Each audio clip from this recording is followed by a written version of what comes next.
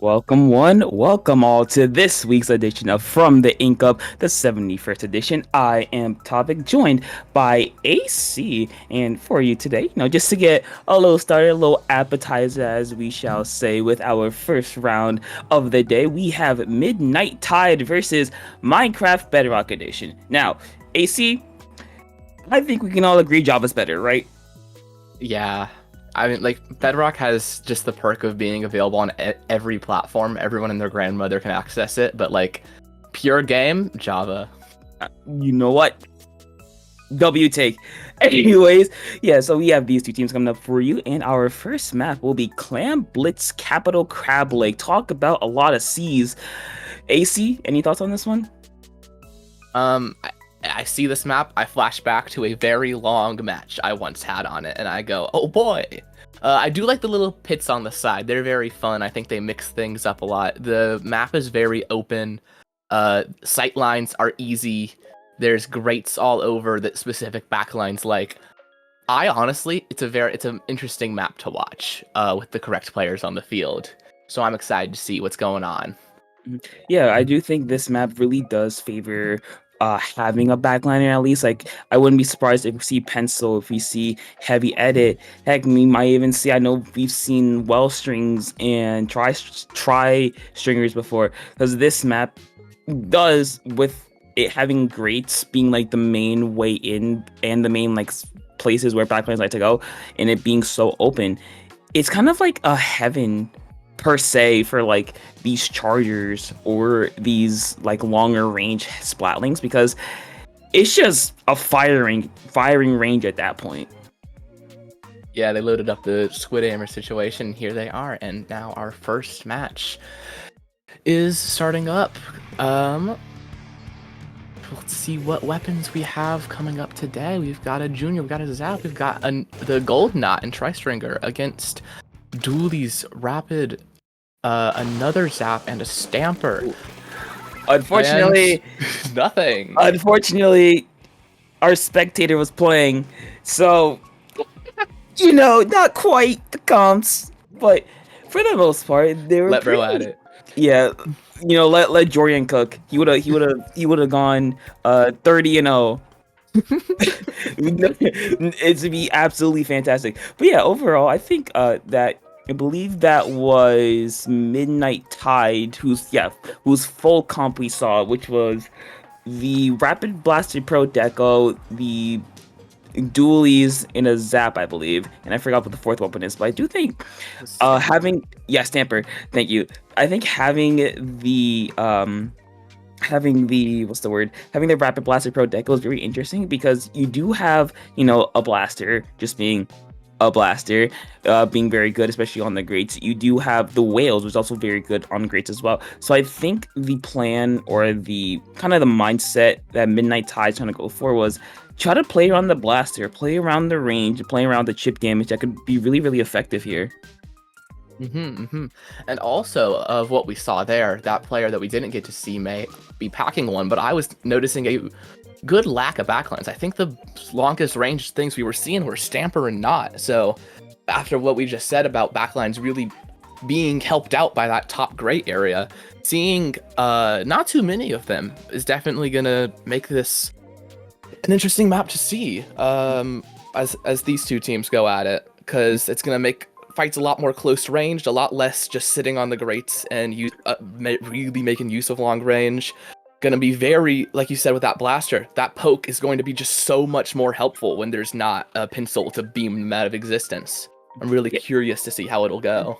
Yeah, and I do think this can get a little bit dicey for Bedrock Edition, mainly because if they're not able to get into range of the Rapid Blaster, it could be a very long game because if you let it sit there, it's just gonna have a field day basically. It's just gonna chip you down. It's gonna point you out with the line marker with the angle shooter. It's gonna just build up whale and just make sure that you cannot stay where you are. So I think the game plan for Midnight or for Bedrock Edition is to move the blaster. It is to get as close up to the enemy team as possible. With enough speculation, we're gonna hop straight into the game. Midnight Tide, same comments we've seen before. From the side of Bedrock Edition, the biggest change is gonna be that ink brush, which very, very interesting. This is Clamlet's ink brush, very, very good, very, very mobile, very, very fast. So I would not be surprised if they try to go for a bit of a sneaky kind of way in. Yep, and as you say that, Midnight Tide pushes forward with that dualies signaling a possible pattern for this match that we may grow to see, but as I am talking, Minecraft Bedrock Edition goes right up to their doorstep. Blue paint just completely dominating the field. Got that clam in, the brush that you were talking about moments ago, almost getting that quick release in, but it seems like that clam is going to be abandoned up there as this fight goes more towards mid, as both teams regroup and get ready to build special and make their next push. In fact, it seems Midnight Tide is preparing for that right now. Yeah, you see that their Zap does have 7 clams out there ready. You have a couple more all in reserve, 11 clams in total, so enough to at least get the basket open, plus a couple more. Their Iris still popping the cooler, try to get their team in. Everyone has the juice out there ready. The crabs gonna come out as well. Bedrock Edition being forced back. We do see the opposing Zap just dancing around, gonna work out. The whale and the inkjet will actually come out in perfect timing for a really solid defense. So great job by Bedrock Edition of not buckling under the pressure and staying strong, holding firm, getting a triple on the side of Midnight Tide. So a situation that was very, very in favor of Midnight Tide has very quickly turned against them, because you see how quickly Bedrock Edition is able to push up. They are able to get a lot of ink down really, really quickly, especially with their two main painters being the Zap and the Tri-Slosher. Indeed, that Zap and Tri-Slosher are really able to take this flat mid quickly. put the pressure directly back on Midnight Tide even after that cornered moment a little ago. And here we see our Blaster we were mentioning trying to get some of that chip, but being just barely forced back. They have to respect that knot. The Zap takes down the one on the grates. Pop's cooler, team is coolered up, but this Tri-Slosher comes out of the blue, gets one before going down to the Midnight Tide forces as they quickly approach basket. One power clam in hand, but they're gonna have to get paint down to get that necessary entry. Perhaps the Stamper can get them it, but this brush just is not budging. The Stamper goes down, and it's not looking like a great way to get in for this power clam as it goes down to the Tri-Slosher as well. I mean, yeah, I think a consistent thing that we've seen from Bedrock Edition so far, especially when they've been pushed back, is that any time that Midnight Tide has tried to go, and they've always been clamped down, they've always been stuck at this ramp, but we might see a shift in that as we're going to see the Whale coming out. Unfortunately, the Blaster for Midnight Tide, Koi is going to go down. I believe that was to a bomb or something of the sort, but Midnight Tide not able to get anything through, and we are 3 minutes into the game as no one has yet to score, which is, like you said, kind of a stalemate on this map, but that can't happen. There's been very, very back and forth. Neither team has been quite able to get a very strong hold or just a very strong push, or any push at all for that matter. Indeed, yeah, and it's really interesting too because we do see each team getting right up to the doorstep, but as the other team respawns, just getting knocked back down and the situation reversing. Here we are yet again, that brush rushing it, causing Minecraft Bedrock Edition to maybe not get as powerful as what they were looking for. More people coming up on the side of Midnight Tide, ready to cause some problems. They actually do make it all the way to plat this time. They get so close to that goal, but yet again, shut down right before it happens as the fight goes back toward the middle of the map. Although Midnight Tide isn't letting that pressure go, they're trying to hang on so that the team can respawn so they can get back in. They still have a power clam to their name, and they're denying Minecraft Bedrock Edition that control of mid. More orange on the screen as Midnight Tide goes forward and scores the first big clam of the match. Our Rapid Blaster approaches, gets 2 more in, though they're quickly pushed out by that Tri-Slosher on that dangerous ledge as Minecraft Bedrock Edition retakes this ground. I mean, listen, the war of attrition had to end eventually, and Midnight Tide were able to at least get a couple points in, but not quite that many, only getting down to 74. Koi, though, with a clutch kill, getting one the direct, is going to force back the brush, which would be very, very helpful for the defense of Midnight Tide, as they're going to see Minecraft Bedrock Edition, their push will be stopped before even had the chance to do anything here. So without, in the final 15 seconds of the game, Bedrock Edition, they have to at least get back into mid. They do have the pity claim, they have enough clams to get forward. That's a 3 down on the side of Midnight Tide. So now Koi and the Zap has to play a bit more cautiously because Bedrock Edition is looking to push into any possible opportunity. We do see the cooler is going to be used. Overtime will be started. We're going to see them trying to push up slowly and slowly and slowly. I believe, yes, the Rapid Blaster will go down. The ball will go down for Bedrock Edition. Iris with a very, very clutch kill, looking for another one. Is not going to be able to at least scare away the brush for a little bit longer. We see the brush trying to go and not going to get it. The ball will keep on spinning for eternity as Midnight Tide will hold off the advance of Bedrock Edition, and they will win a very, very low scoring first game. Indeed, yeah, seems to be how a lot of these larger map Clan Blitz games go. That one breakthrough is all they needed to avoid an insane overtime, but they managed to just hold off the Bedrock Edition until the literal last second, the ball actively going in as overtime ticked down. It could have been catastrophic if it had been allowed a second longer, and yet they managed to hold it off and managed to secure the game. I mean, that was just clutch defense. There's really nothing else about it. It was just Midnight Tide. They were denied again and again and again and again. You see right here, they were finally able to get in by Korg there. Korg there, with the Dualies just rushing in, able to get 74, and somehow, some way, that was a game-winning push, and I think it just kind of highlights this really strong defense that Midnight Tide basically played throughout the entire game, or especially in this last couple of seconds, just keeping Bedrock Edition at bay for what, like 4.5 minutes, 4 minutes and 50 seconds, like just for a majority of the game. And also, I just want to say, Midnight Tide, their icon, I love it. But anyways, enough about the previous game, as we are going to go to game number 2, Splat Zone's Mako Marta, a Splatoon 2 classic, I would say. I wasn't the biggest in Splatoon 2, but I do honestly remember playing a lot of I do remember playing Mako Mart. The more vibrant colors burned into my memory. And here it is in Splatoon 3. Zones is an especially favored mode for it. Those stacks just absolutely essential for control. Just a big marker of how close they're able to get. Now with the weapons we've seen so far, the very backless, because backs love to stay on that stack. The more mid-range focused comps, how do you think they're going to fare on this Splat Zone's Mako situation?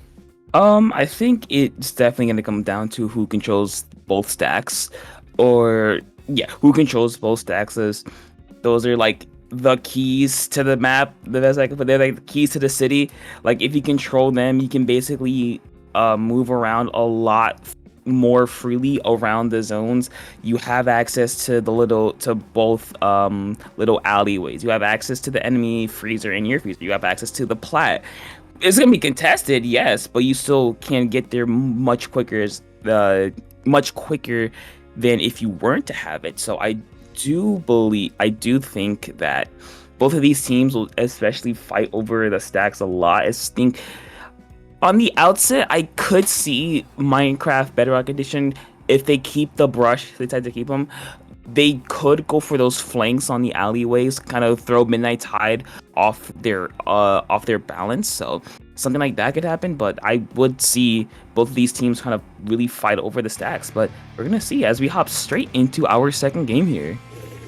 Indeed, indeed. On the side of Midnight Tide, we have a similar comp, a different comp actually, very different, and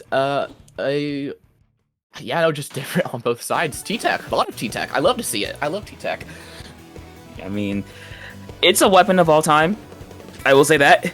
But yeah, from the side of Midnight Tide, a lot of changes, bringing out the pencil, a Dreadringer as well, and a T-Tech. So a lot more paint from them, using that immediately to get a lead here from the side of Bedrock Edition. The only real change again being the T-Tech for those GG strikes. So we're gonna see if those strikes will make a really big difference, as automatically we're gonna see Bedrock Edition immediately pushing for the zone, try to get it neutralized out, which is not quite enough to cap it, as Midnight Tide will hold on. Red Shark will go down there. Core going to go down as well. So better condition with a 2-people advantage here are going to take full advantage of that man advantage and take the zone here.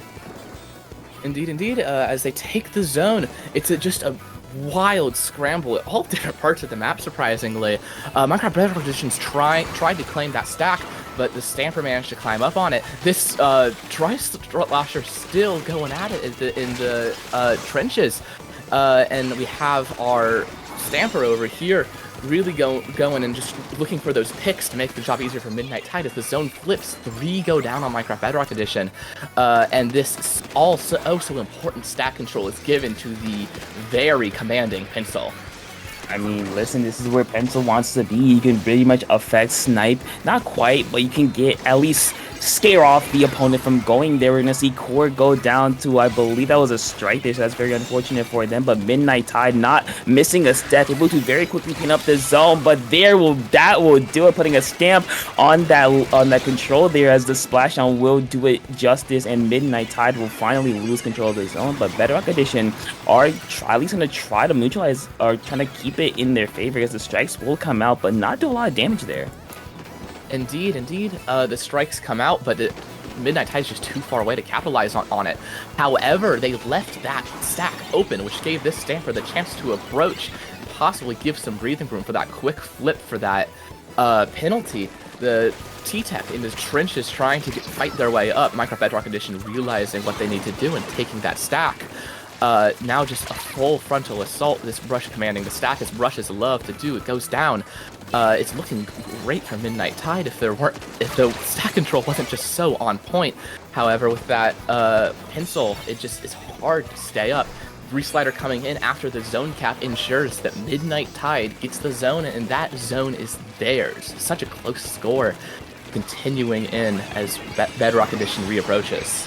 I mean, yeah, here's the reapproach attempt. The strikes are gonna get counted right away. The whale not able to find a lot of useful value there. The splash down again, not in the zone. So Bedrock Edition did use a lot of special to try to force their way into zone. They're not quite able to do it, but the jet will be just enough as they need to at least recapture zone for just a second. So giving Midnight Tide a pretty decent sized penalty with 27 points there, but like nothing ever happened. Hold on, 2 members down. The strikes are gonna come out. So is the whale. So Bedrock Edition quickly flipping map control to purple in their favor. Iris is going to go down, not working out their strikes, but it's not going to matter a whole lot as that's going to be a wipeout in favor of Bedrock Edition. So hold on. This game is not over yet because Bedrock Edition is out of their penalty points, and I believe they're going to take the lead here. Indeed, I believe so too. They just do. Midnight Tide was just too far away from the zone to be able to stop them. Though the strikes come back in, and that's just a really great way to get back on. Combined with this Reef Slider, especially with the cooler-powered super jump out and back in to just get them out of the Reef Slider danger. They're able to try to take back the zone. However, just not enough paint. This Brush looking for its way in. Stanford looking for some picks to make the zone cap easier. It's just a mad scramble all around. No clear lines on who belongs where. But during all of this, Midnight Tide's fully through their penalty. The points are ticking down. Not enough purple paint is being put on the zone to be able to flip it. Just an inkjet against the world. The splashdown may change things, and it does. 2 down on Midnight Tide as this Nautilus attempts to take stack. I mean, this has been a very, very back and forth game. Like a ping pong with control of the zone. Final 30 seconds of the game. Bedrock Edition are going to be 2 down, though they do have a whale and the strikes at the ready, so they can push in when the time is right. They're going to pop the whale right here to kind of get Midnight Tide off of their tracks. Unfortunately, the Tri-Slosher will go down. Strikes will come out, but now a whole lot will change. The hold on, Bedrock Edition is able to at least the zone for just a second there. The Reef Slider will be able to flip the zone for a second, but Bedrock Edition needs to get control of the zone right now. The the Zipcaster will be used. The Splashdown actually is able to recapture the zone, and just like that, Bedrock Edition is at least able to recapture the zone and keep it for now. The strikes are coming out left and right. There are more of them onto the zone, as we're going to see Bedrock Edition slowly trying to eat through their penalty points, but Midnight Tide not giving up without a fight. Koi there giving it jumps to Iris as well on the left outside of your screen, and Bedrock Edition is gonna eat through their penalty points 1 for 1 on either side. 2 for 1. Bedrock Edition looking to hold on, leaving only Koi, and that will do it. A very, very back and forth game turned into a very, very mad scramble for the zone, and Minecraft Bedrock Edition showing a lot of fight, taking the game away from Midnight Tide, and at least a chance for win the set in game 3. Indeed, an insane overtime comeback, eating through their 20 plus points of penalty, and through the at least 10 normal score points. Just so many counter specials, pushing them back and back and back. Midnight Tide was getting desperate, trying to get back on that zone, and they were just unable to. And something I would like to bring up about this match in general, there were only 2 strike weapons on the field, being the T-Tac on either side, and I saw a lot of strikes. Every time some strikes went out, more strikes went out to just cover them up, like right here on this replay. Actually, the one time it didn't happen, my bad, guys. But just insane strikes, and honestly, those strikes at the end from Minecraft Bedrock Edition, recovering the zone, really is what gave them the opportunity to just corner Midnight Tide in this small little area next to the large glass pane, losing that lead game and winning the game for Minecraft Bedrock Edition.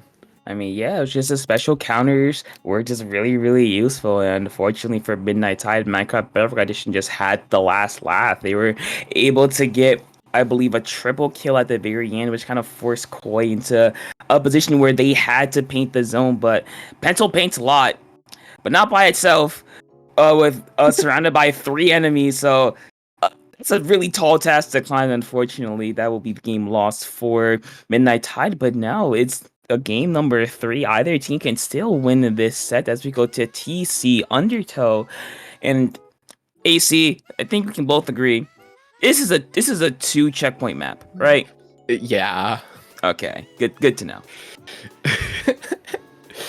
First one's just a whole 3 inches away from the spawn. Just so sad. Yeah, Just I do think, of course, after that Fugazi checkpoint, there I do think that the pencil for Midnight Tide Koi, if they decide to keep it, would be really effective since you are able to reach the grates right above the second checkpoint really effectively. You do have kind of command a lot of control there. You of course are gonna be the one in the back, so you have basically like a not a bird's eye view, but you're like the scout for the team. So you're really able to effectively like point out where enemies are before they cause any damage. But we're gonna see what happens as we go to game number 3. Koi switching over back to the Rapid Blaster Pro Deco, and oh, okay, a double machine, and I'm a fan of that. Of course, you're gonna see the sloshing machine with the GG Booyah, of course, and I believe Midnight Tide is gonna switch over to the Tri Slosher for the first time, I believe. And I think there might have been one in one of the previous games, but it's definitely interesting. I'm noticing a lot of GG weapons, the strikes and the Booyah, on the side of Minecraft Bedrock Edition. They seem to be really wanting to use them to just absolutely secure tower and push them off. An insane opening inkjet as I'm yapping 2 down instantly. It's just a very powerful start to have. Minecraft Bedrock Edition easily clears the first check and honestly has a lot of room to themselves on the second. That Rapid threatening that space as the T-Tech retreats, but just this overall turf control is looking great. These strikes will only make it better. 2 down on Midnight Tide. This should be easy coasting to checkpoint 2 for Minecraft Bedrock Edition. I mean, you see Korg trying to at least try to go for this brush. It's not quite going to work out in their favor. Just Brush doing what brushes do, being a little bit of a slippery snake there, as Korg is actually able to get one off the tower. Very good. Getting attention away from the rest of their team. Able to dance around for a little bit longer, keeping themselves alive. Bedrock Edition is going to go 2 down, so tower will be reset, at least for a little bit here, but the Tri-Slosher there is going to go down, not before getting a trade for itself. So good job by Midnight to kind of not let themselves get ran over and at least get this back into mid. But I think for what really went wrong for them there is that they lost a lot of fights, or individual fights kind of snowballed into a much bigger issue. But so far, thankfully, if you are Midnight Tide, the second checkpoint has yet to be broken. And was that a 2-for-1 with a single slot? That's pretty good. That'll help. Yeah, no, that really will. Just completely running into those 2 players, destroying them instantly. Midnight Tide takes that second checkpoint. Points down to 35 already, while the Minecraft Bedrock Edition still at 57. 2 go down on their side as opposed to the 1 on the other. So it may be difficult to continue this push, but they can at least hold mid best they can against this Inkjet and see if they can formulate another Tri-Slosher painting up as 1 goes down to the dualies. Minecraft Bedrock Edition grouping up on that right side of the map, opening those strikes, trying to make a favorable situation. 1 goes down, 2 go down. These doubles on in this match in general are wild. They're just giving such great tower riding opportunities. They clear the way and then they hop on, and it's just smooth sailing for the tower rider as Minecraft Bedrock Edition tries to scramble back in. I mean, yeah, but the Jet and the T-Tech will be just enough to at least stop Midnight Tide from getting any further. Unfortunately for Midnight Tide, they are also going to go 2 down as well. Machine will go down for Bedrock Edition, so we're kind of back to at least a little bit of neutral for now. We're going to see a scrap there on the left side of your screen. Corey is going to go down. Red Shark's going to jump in, at least looking to get a pick onto the strikes. It's not going to work out in their favor. Corey's going to go down to the strikes. You might see the House of Cards falling for Midnight Tide, at least for now, as they're going to keep going 1 and 2 down. That might be really bad for them if they can't recollect themselves, as Bedrock Edition are slowly pushing their way forward, getting it down to 44 points. Not quite the lead yet. 2 members left for Midnight Tide in range to get to the tower. Iris is able to get 1, but not before Bedrock Edition is able to get the lead. Brush is going to get Iris down as well. So that will be Bedrock Edition snatching the lead away from Midnight Tide by 10 points as we enter the final 70 seconds of the game. This is still anyone's game. It's only 10 points separate these 2 teams. Indeed, indeed. With the back and forth nature we've seen in these previous matches, it's very likely that we may see a comeback from Midnight Tide in these last seconds.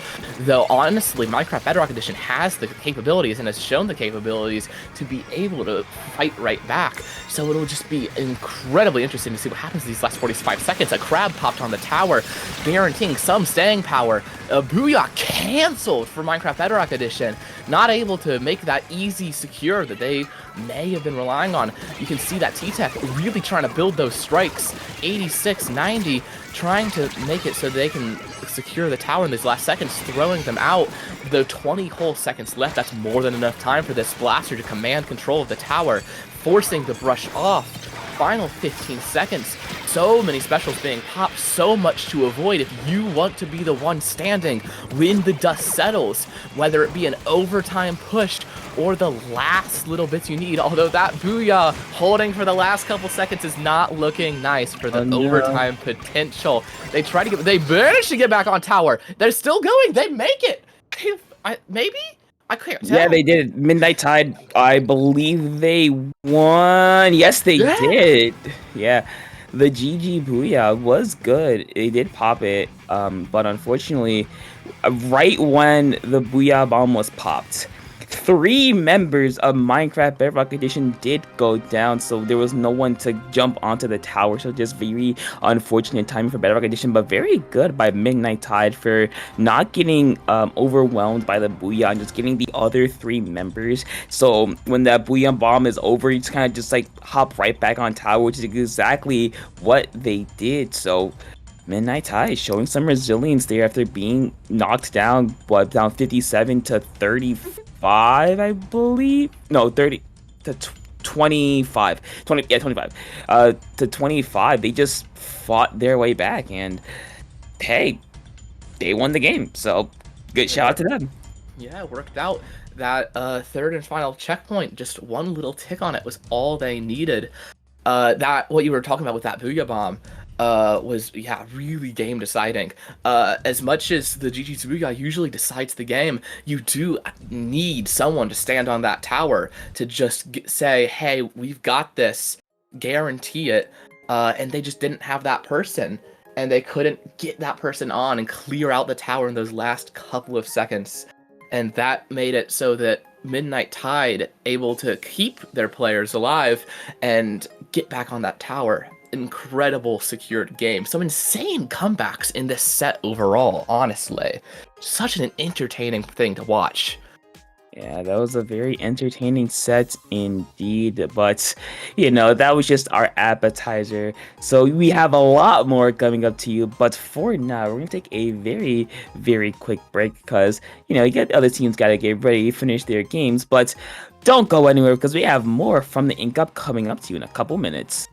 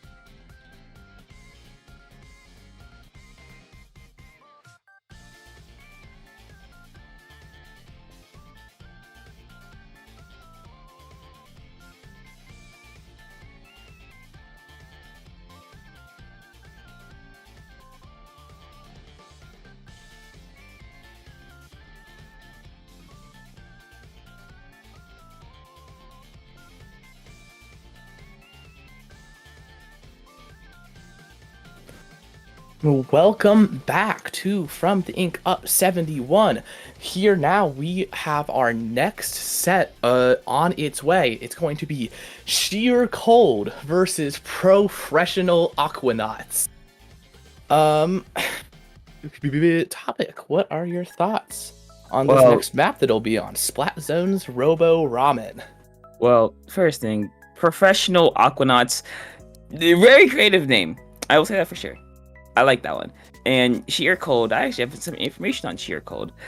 Sheer Cold is a 30% accurate ice type move that's a one-shot kill if it hits. Anyways, yeah, Splat Zone's Rebel Ramen. I like to refer this as the ramen bowl map mode, cause like you got everything in the middle. You got your broth, you got your broth, you got your vegetables, you got your eggs. I'm hungry now. Like You got everything your broth. happens, everything happens like in the center, right? Of course, you have that outer ring that kind of like keeps it all encircled, right? Because you always have to be, you have to be, especially for this one, you have to be aware of it because this map actually has flanks on it. Very surprising. So I wouldn't be surprised if these teams actually use it. But we're gonna jump right into our first game. We're gonna see, is that a 10 umbrella? Okay, hold on. Whoa, there is some Yo, very, very interesting weapons. Luna? Luna. Let's go. So Sheer Cold with a Dread, a Charcoal Decap, and a 10 Umbrella versus, that's an unfortunate kill there, versus a Luna Blaster from Professional, I'm gonna mess up the name all the time. Yep, Aquanauts, Luna Blaster. Really also surprised for me. You don't see those too often, especially in a mode like Zones, where that painting power is typically so important. We see this Sheer Cold 10 Umbrella teaming up with the Decav to take these people down, as Sheer Cold already has 30 ticks off the clock, pushing up to this very powerful choke. Dreadringer out of ink, but with a Reef Slider ready to just take back that zone as soon as anybody so much as breathes on it. Sheer Cold really taking down Aquanauts in this choke I've mentioned before up ahead, and just as they go down, the Tentabrilla comes back in, escorting new members. They're keeping them at bay. It's 25 points left already. It's wild. It's looking like it's going to be a complete wipeout unless this Dualies can do something crazy on the far right here. But the Slosher's keeping them at bay. No matter how much crab paint they try to put down, it's looking like 3, 2, 1, game instantly for Sheer Cold. Oh my goodness. You know what? Sometimes, they call it. It comes out of left field for a reason. The 10 Umbrella, no one really plays it. No one, I believe no one practices against 10 Umbrella that often. So, hey, just right down in their favor. And wow, that was for Sheer Cold. That was just this. They got the snowball built at the top of the hill, and it kept rolling and rolling and rolling and rolling. You get what I mean? And then unfortunately, Aquanauts were just caught in the tracks, and they weren't able to get out the way. So, yeah, very, very dominant first game. Indeed, just all that about ramen, only to see it, like all that about flank routes and such, only to see it just completely drilled in on instantly. And next up we have another comp staple in terms of map modes, Tower Control Ink Blot. I've got history with this map. What do you think about it? What's your history about this map? I want to hear this. I had a teammate who swore on his life that Tower Control Ink Blot was his map mode, and I'm gonna be real, did not notice anything different about this map mode compared to others, and it just became a joke of my team and over time of, oh boy, it's time for Tower Control Ink Blot. This is our mode, guys. I mean, hey, listen, it's a classic. This is again another Splatoon 2 staple. Very good, I would say, for the most part. I do think that once you break that first checkpoint, it does become very defender favored, because if you're the attacking team, you are working up, on that uninkable ramp. The defenders do have a pretty obvious height advantage, right? They have the bats, they have the clam, they have that entire area to kind of like shoot down at you. So it does take a lot of effort to break through that second checkpoint, but I think I think the tent could really work here. Personally, I think I could see it working. Like you go out there first. You're basically like the best way, the Reinhardt of the team. Basically, like have like a shield for the tower itself and just like command so much attention towards you. So I could see this really working out for sheer cold here. Indeed, yeah. I'm thinking about just being able to pop Tenebrilla as they go up that uninkable staircase, or try to get into bats. Just a lot of places where that protection can be really favored. Just especially there's a lot of places you need to get into on Inkblot because, as you mentioned, the defender geometry super high up, super good for contesting that tower. And if they can use that Tenebrilla to get into those places and keep the enemy team out, it may make a great situation. However, we may also see something from Aquanauts over here. They may have something prepared for tower control, as this is a significantly different mode from Zones, where Zones is a lot of very stationary, very paint heavy. Tower can really benefit. That Luna Blaster we saw might go crazy. And the actual objective is moving back and forth along the map, and that could significantly change the game and play into different players' strengths. Yeah, I do think that Aquanauts did get a little bit shell shocked after that first game, so maybe they had at least a minute or two kind of like to recollect themselves, say, okay, what went wrong? What can we fix? So we're going to see. And sheer okay, all right, there. Okay, All right. okay. Okay, I'm down with it. I'm down with it. Gold Dynamo. Okay, at least Drop Roller is canonical to their name with the Drop Roller on the brush, and the Tri-Slosher Nouveau kind of standard, but it's not the Aquanauts. They brought out a Dreadringer, a mint decap, I believe. Yes, a mint decap and a heavy edit. Very, very different from what we saw in the first game, and we don't even need the shield, as the ink bag might be enough, although Aquanauts will go 2 down. Corgi's the last member remaining, and actually able to get 1 though and keeping themselves alive. So sheer cold striking first and striking fast, and they're not done yet.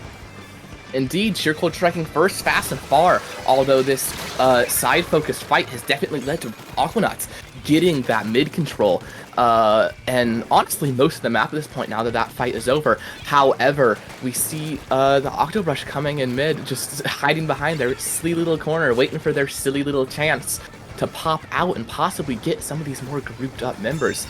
The Dynamo combo I'm seeing in mid is really something I'm liking, because it just really protects that Dynamo startup that makes it bad. And just like that, as I'm talking, they completely push up there, get that wipeout, take bats with that tent, as I was mentioning pre-game. This Dynamo is not stopping for anybody. It does not care that it is slow. If it hits you, and you will explode on the spot. Just this T-Tech getting pressure from all sides, the Sword trying their best to recoup. They're the best counter for this Inkjet, but they have to focus on that tower. Just everybody able to super jump back to that tower as well. It's looking incredible for sheer cold yet again as they enter the last 10-point stretch. All of Aquanauts is respawning. They have to answer to them in full force, but they aren't letting go of that tower as we see yet another lightning fast wipeout from sheer cold. Man. Okay, so you know the story about like the 3 little pigs and like the big bad wolf like blew down the first one's house, and then he went to like the second one's house to like for protection. Yeah, that just happened. Like in live time, in real time, like sheer cold. Game 1, very dominant, very fast, very in your worked out. They're like, okay, let's Aquanaut's like, okay, let's switch it up. Let's bring out something a little bit while we're comfortable with. We have the Dreadringer for a bit more pain. We have the Decav for some protection. We have the heavy edit for a lot more mobility. And then, so to a bit more protection. The big bad wolf said, "Hey, not on my watch. I gotta go Dynamo. I gotta go. Let me bring out a gold Dynamo and the Octobrush." And somehow it worked out really well. But thankfully, what was it? Thankfully, Aquanauts, they scored 2. They got on the board. They They, did. they, They got on really the, did. they got on board, so that is improvement. But of course, Sheer Code did win the sets, but this is play all 3, so there is a chance that professional Aquanauts might win the game, and he might help out their rankings. But we're gonna see as we go to game number 3, Clam Blitz, Barnacle, and Dime, one of the best Tetris pieces in the game. Indeed, we're gonna have to see if Clan Blitz Barnacle in Time is the brick house. If it is the brick house for Aquanauts, or if the big bad wolf that is Sheer Cold is packing a little something extra and able to hit that 30% chance that's looking a little higher recently. It's gonna be really interesting. Clan Blitz, yet another different mode. While it may be more fast-paced than, or it could be, I guess, than Tower Control, based on how fast they could get in. I am excited to see that tint again, because it's one Tetris. They have one little lane that they can send their little tint down, and it will be very helpful. And two, just overall Clan Blitz tint, great combination. Can't wait to see what that's able to do. And for Aquanauts, I'm excited to see. We seem to go through a major comp change between those two games, and I'm wondering if they have something else that they want to pull out to try to make this set 2-1 instead of 3-0. I don't know. Listen, I tried to predict the last time. They were like, hold my drink, and just brought out something. Please, I'm not even gonna predict, because for Sheer Code, I think the only consistent was the Tent Umbrella on the side of Sheer Code. Other than that, everything was different. We might see the Dynamo again because of the chumps, which are very good for like fighting in for their short range weapons. Mm-hmm. For Aquanauts, maybe bring back the decav for the bubble. Maybe you can bring back the reefs, the Dread Ring for Reef Side to kind of force your way in. But we're gonna see as we hop into game number 3. Sheer Code looking for a complete sweep, and I believe. Hold on. Okay. Jesus. Okay, morphing. So we're gonna see a switch over to the vanilla Dynamo with the cooler and kind of professional Aquanauts. A Tetra and a Roller. Very short range, very in your face, very aggressive comp from them. And so far, Sheer Code, this might be the big bad wolf is the big bad wolf is here to stay. The big bad wolf is back. There's two. He's hired a friend, and his name is Silver Dynamo. As they managed to get a very quick push into Aquanauts, under Aquanauts clan basket. They overextend a little and get punished for it, but they still have this this phase in control. This roller is going to do their best, but their much bigger brother that is this Dynamo is going to just keep them from doing anything crazy. Professional Aquanauts manages to hold their ground for a little while, but it's only a matter of time until Sheer Cold gets that next clam built up, as so many clams are littering the ground, and they're just not far at all. Aquanauts is going to have to push them back further if they want to really get them out of there. That we see that clam from Sheer Cold coming in, that super jump coming in, and yet another basket pop as more clams come through.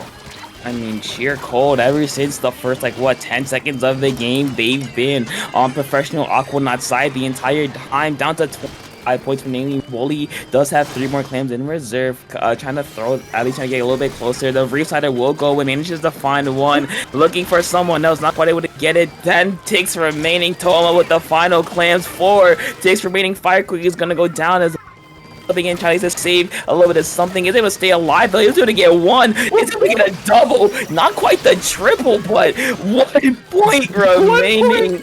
What? The 1 point meme is real. So professional Aquanauts can finally at least a little sigh of relief, but not for long, because Fire Corgi is back in action, baby.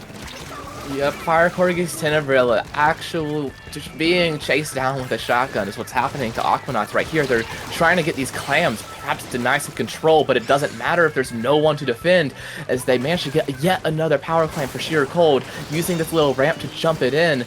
Only one big clam, or about 6 or so little clams, will really just solve it, and there we go. As I say that, a 3-0, very quick, very incredible, just wild victory. Fast-paced, over so soon for the side of Sheer Cold. The big bad wolf got his revenge. There's nothing to say. It was very, very dominant. They came to play the game. They played their game the entire time. Professional Aquanauts, I guess they were just a little obstacle for them. So Sheer Cold, very, very dominant from the opening, from the word go. Basically, they were on professional Aquanaut side the entire time. They did not let them breathe. They barely let them out of their spawn. Basically, I think they got to their plat once, and that's when Sheer Cold got to 1. Everyone went down. Yeah, I think we're gonna see it on stream right here. Yeah, they got to 1 point. And then Wally here just said, I'm gonna do my own thing, and gets a double kill before going down, which, shout out to them. I don't know how they stayed alive for so long, but yeah, just very, very dominant win for Sheer Cold. Professional Aquanauts, unfortunately, just wasn't your set. Yeah, no, that Dynamo especially, the incredible decision to, instead of trying to cram in what little clams they could, they decide to just focus on killing the people around them to provide a safe jump for somebody with clams to, like, very close to get it done, that 1 point remaining. Just incredible gameplay all around, from just winning all the fights they could, barely giving Aquanauts any ground. Just wow.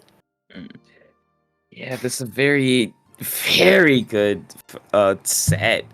Sheer Cold. Professional Aquanauts, unfortunate, but hey, so at least another round to go, so maybe he can make it up in the next one. But with that being said, that'll be it for our round number 2. So again, we're gonna take another very, yes, we are Pokemon battling. I will hit it, no problem. But yeah, that will be it for round number 2. But stick around, because we have our final round of groups coming up in a little bit. So hey, stick around, I guess.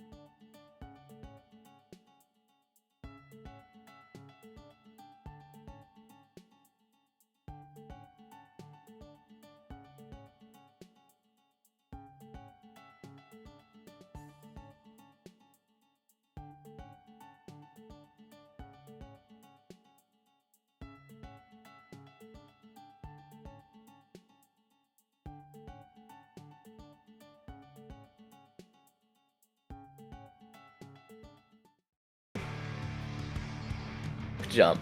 And we'll see how this goes.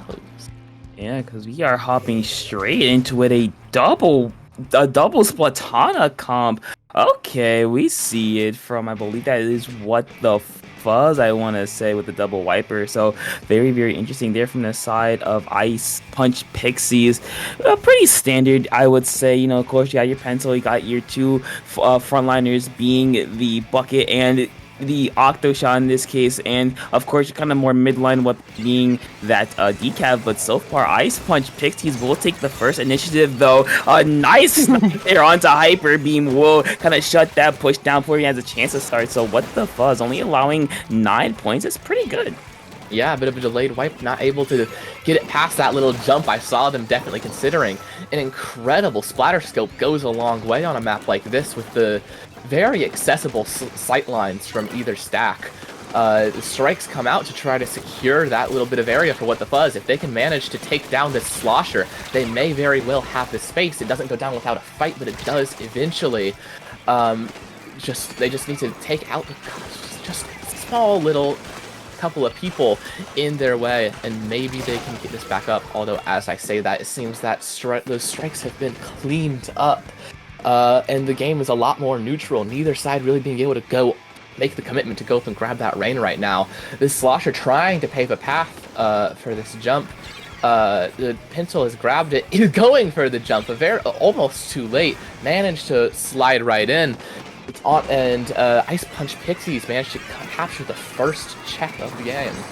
And looking to capture the first check and maybe a little bit more, but What the Fuzz are going to be there to play some defense. Unlucky bomb kill will get one, but this Charger Nerdlet here able to get another really nice pick. Ice Punch Pixies are going to be at least a little bit held back here by just the Charger being just the presence that they are. They do have a back at the ready. Hyper Beams having a not very good day. I believe that's the third or fourth time we've seen them go down to the Charger, but Rift, they're just gonna run it and get it down to 26 points remaining. That's a very, very good lead there. So that could basically be game winning to play this right. And the lead may very well not be over, although they are going to have to shut down the Rainmaker. They do, and Ice Punch Pixies still have a significant amount of control absolutely everywhere.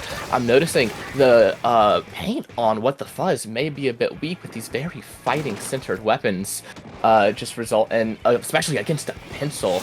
The Splatana Wiper jumps out at the last second before the Rainmaker resets, tries to get a little forward, but that damage from the pencil fight is going to make it so they barely die here as they try to climb up the ramp.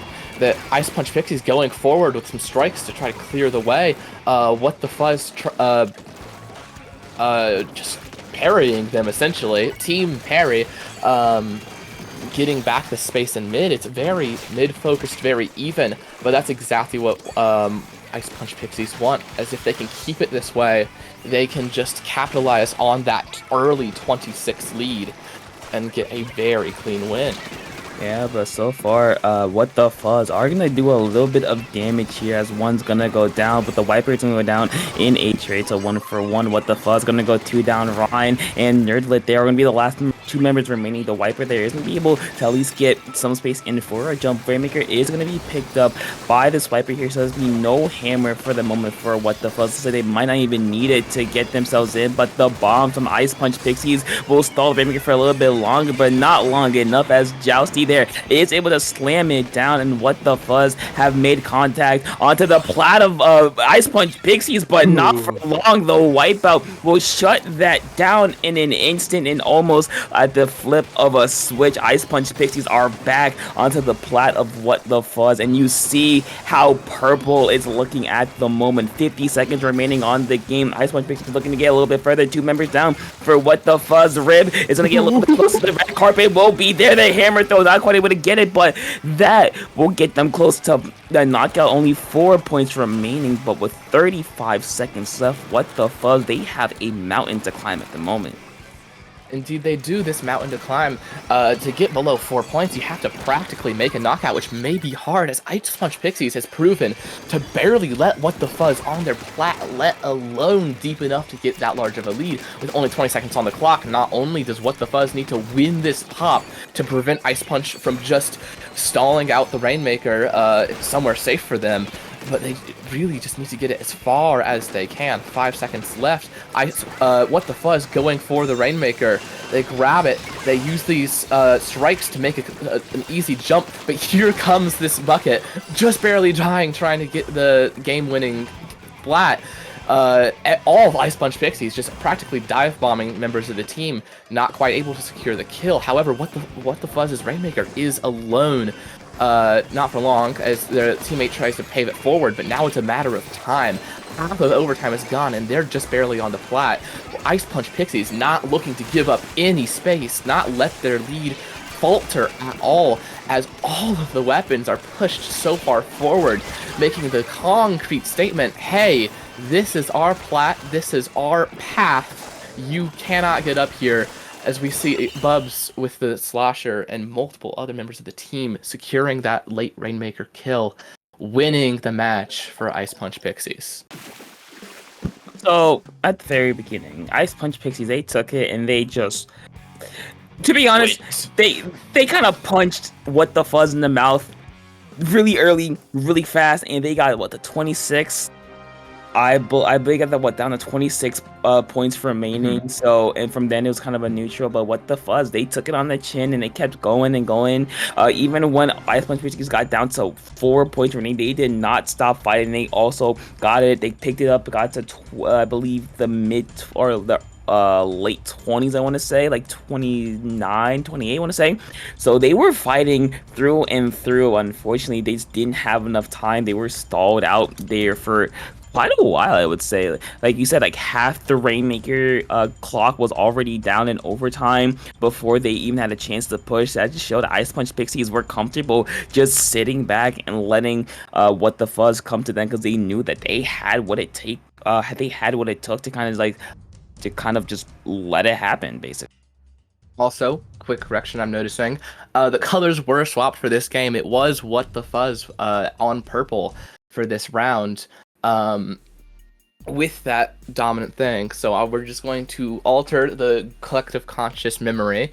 What the Fuzz with that very close, very heavy push win, as we go on to our next map, Clam Blitz Scorch Gorge.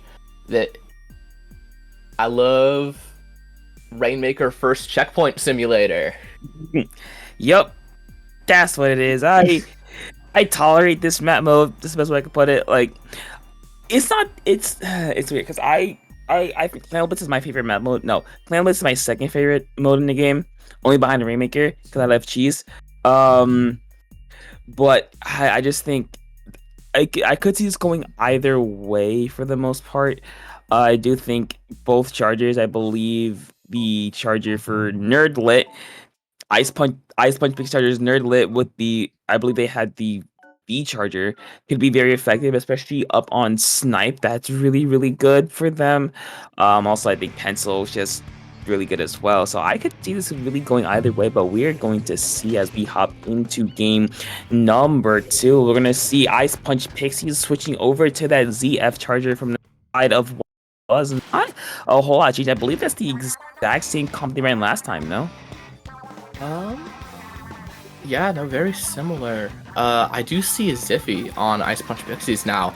I love to see the Ziffy scope. I love strikes. I think strikes can honestly work really well on this map because of these tight little hallways around the center tower. However, we're seeing some of that pencil gameplay yet again.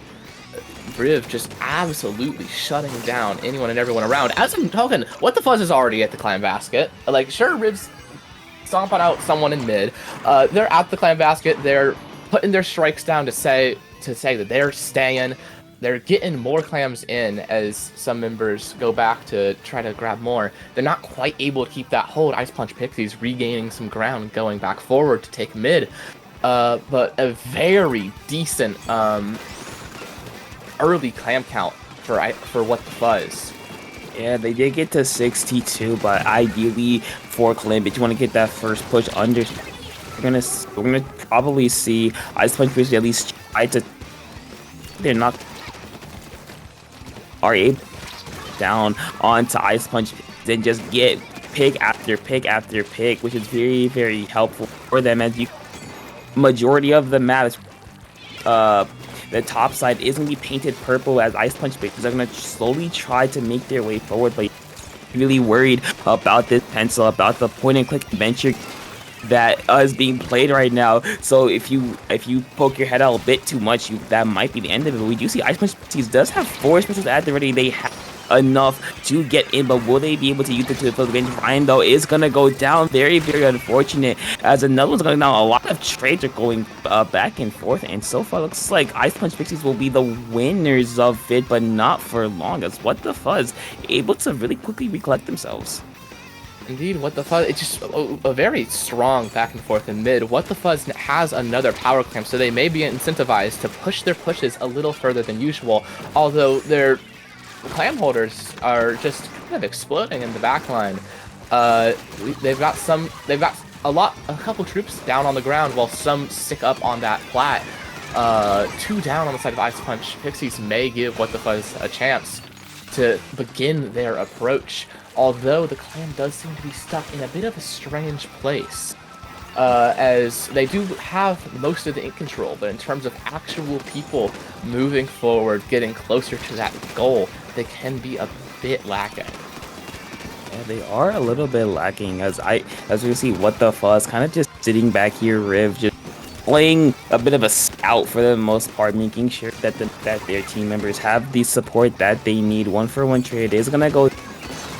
That Ice Pixies, though, nice snipe by nearly onto Riv. They're not quite get the one on Dr. Line, though. It's going to be pushed back. They're going to go down. 3 members down for Ice Punch Pixies. Hyper Beam is with the hammer, able to get one, but we're not going to see a power clam actually being built for What the Fuzz. So not quite what you want to see here. So they're going to be at least forced back a little bit. There it is. There's a confirming kill on the Wiper to get What the Fuzz out. And that'll bring us to the final 90 seconds of the game, where Ice Punch Pixies for a majority of the game have kind of been stuck either on their side on their side or stuck in mid. They really haven't been able to push forward like at all this game. Indeed.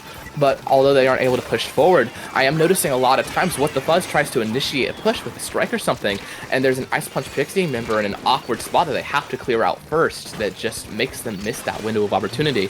They've arrived at What the Fuzz's goal, and they are trying to pool clams, but What the Fuzz's hold on it is just very strong. This very quickly charged strikes manages to push them back. The pencil atop the tower may make it the force to be reckoned with. No, Ziffy on top of the tower may make a force to be reckoned with to try to move back into mid. The last 40 seconds are a chaotic one, as Ice Punch Pixies brings the proof of their labors, the power clam, all the way up to the goal.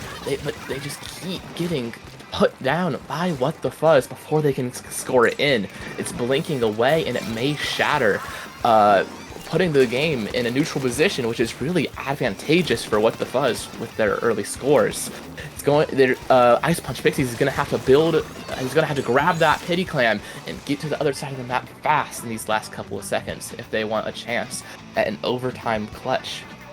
I mean, we're gonna see here because they do have the pity clan. Looks like they're gonna have a lot of follow up there. As there's overtime. There's what the fuzz has a power, and that will do it. Not even an opportunity for Ice Punch Pixies to get overtime because I think what like with 5 seconds remaining, we did see the hammer just kind of go in to the base of Ice Punch Pixies and kind of force Nerdlit away from the pity clan, so they couldn't pick it up. There was no one else there to kind of pick it up instead. So that just allowed What the Fuzz to get the clams together, get the pooled clams, and get a power in before Ice Punch Pixies even had an opportunity to get anywhere, basically.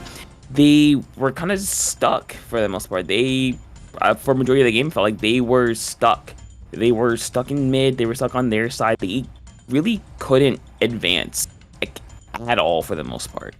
Yeah, no, Clam Blitz can definitely feel like that, especially with as linear of a map as Scorch Gorge. If you just have somebody like Riv with the pencil capable of shutting you down and shutting you out, as well as close range solutions like the hammer for when the pencil can't quite reach you, it's just very, very hard to approach no matter how hard you try.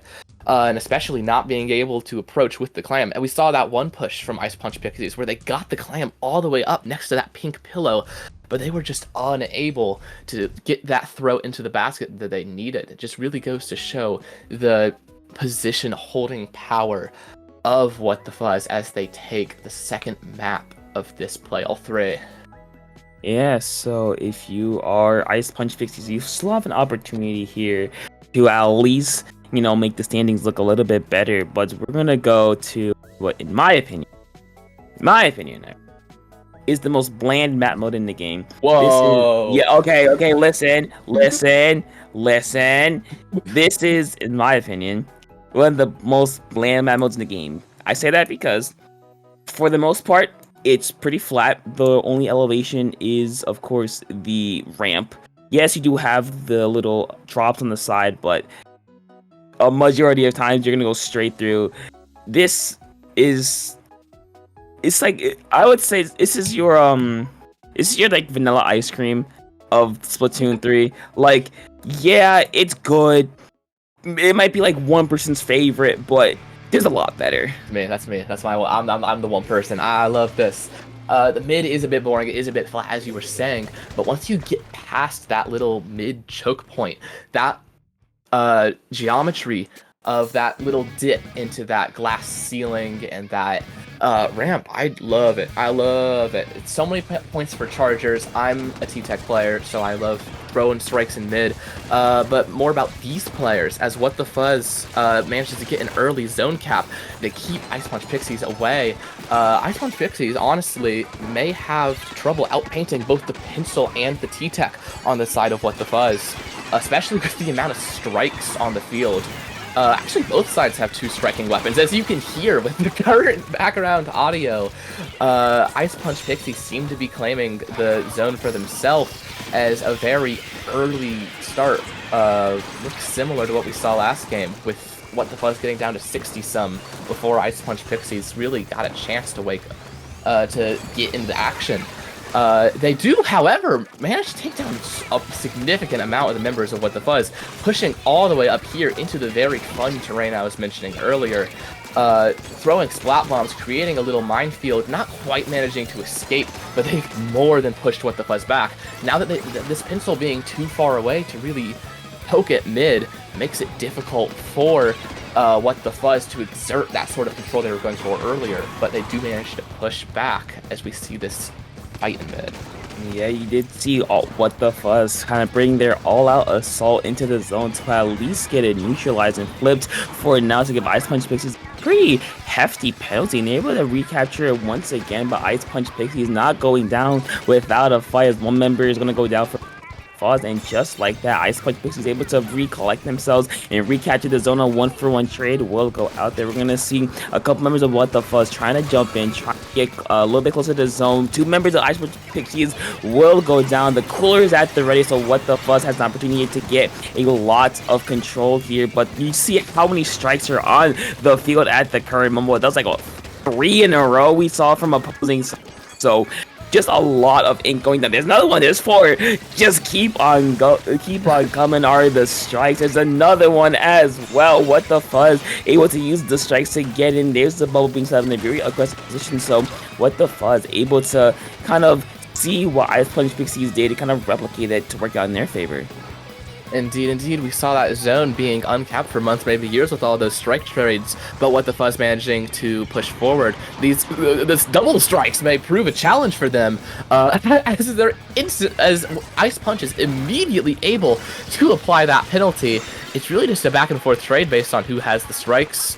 The whale comes out to try to clear some of mid, push this Slosher to the side. The Slosher does get a kill over there, but the 52 manages to get a double. 3 go down on the side of What the Fuzz, as Ice Punch Pixies is able to yet again do this push all the way up here that we saw them do earlier in the match for this very tight hold that they seem to love to do in stark contrast to previous rounds. Yeah, but we're all gonna see a little bit of Ice Punch Pixies pushing up a little bit too far, kind of like Icarus flying a bit too close to the sun, as they're gonna get punished here. As what 2 members did go down, so What the Fuzz able to kind of take full advantage of Ice Punch Pixies being a little bit too trigger happy, being a little bit too aggressive, and able to or giving them an opportunity here to eat through their penalty points. But Ice Punch Pixies, though, you know what? Call it more strikes. We all love strikes here. There's 3 more strikes are gonna come out, and it looks like that will be actually not quite enough for Ice Punch Pixies to get the zone. But there's even more strikes. There's a sextuple strikes gonna be used to get the zone as we enter the final of the game. It's still a really tight contest here from both sides. The Zipcats are able to at least get 1, and Ice Punch Pixies looking to keep control of the zone, able to do so for a little bit longer here, as What the Fuzz are gonna be forced back once again. Indeed, what the Fuzz calling in their own strikes to yet again retake the zone. They do have a little bit of breathing room, but they're going to have to take a note out of Ice Punch Pixie's book and push up, which they are doing. They're pushing into this little courtyard just past the zone, and if they can survive this Ink Strike from Ice Punch Pixies, they may be able to actually take the lead here and be in a very favorable situation for the last 20 seconds of the game. Now Ice Punch Pixies are the one who have to do something crazy here, because if left alone, and something crazy is more strikes obviously, because if left alone, this timer is just going to take down for What the Fuzz. The pure painting power approaching is going to be enough to flip the zone, though, for the start of our overtime. Yeah, here we go. If you're Ice Punch Pixies, you cannot allow What the Fuzz to get anywhere near the zone. As well, Nerdla with a really nice pick onto Bubs here. Dr. Lion with more strikes. Nerdla getting another pick. Very helpful for Ice Punch Pixies, though, as we're going to see Hyper Beam there with the decap getting jumps. There's another one. Unfortunately, Pixies will go 2 down, 3 down for What the Fuzz, however, leaving only Hyper Beam in a 1v scenario, forced to at least fight for their lives. They're going to go. Bubs are going to go down, and Ice Punch Pixies will hold on after a very back and forth game and will avoid getting swept taking the 3rd game. Indeed, yeah. Yet another just really cool overtime take back on zones. This one especially, they had to go from essentially 40 with the 20-ish points of backlog and the 10 to 15 of actual points, and just being able to hold off What the Fuzz of all teams for that long, known for really taking that objective that they need in the previous rounds. Just an incredible display for this 3rd and final game of the set. Ice Punch Pixies managing to get a bit of a better placement on their on their seating before they go into bracket. Yeah, so What the Fuzz, they kind of just they lost a couple fights. That's really it at the very end. Shout out to Nerdlit for getting 3 clutch snipes in a row to keep What the Fuzz at bay, and they just kind of painted and the Fuzz, it was only Hyper Beam against the world in a 1v3 there. So even with the jumps, that was kind of a lost cause there. So What the Fuzz unfortunately will lose the game, but will win the set 2-1. So shout out to them. And with that, that'll be it for our group. So we have our bracket coming up to you in a little bit. But of course, right before that, we're going to take a very, very quick break. So stick around because we have a bit more. We have a lot more action coming up to you. The best of us can start up right. The main course is starting up right now in a little bit.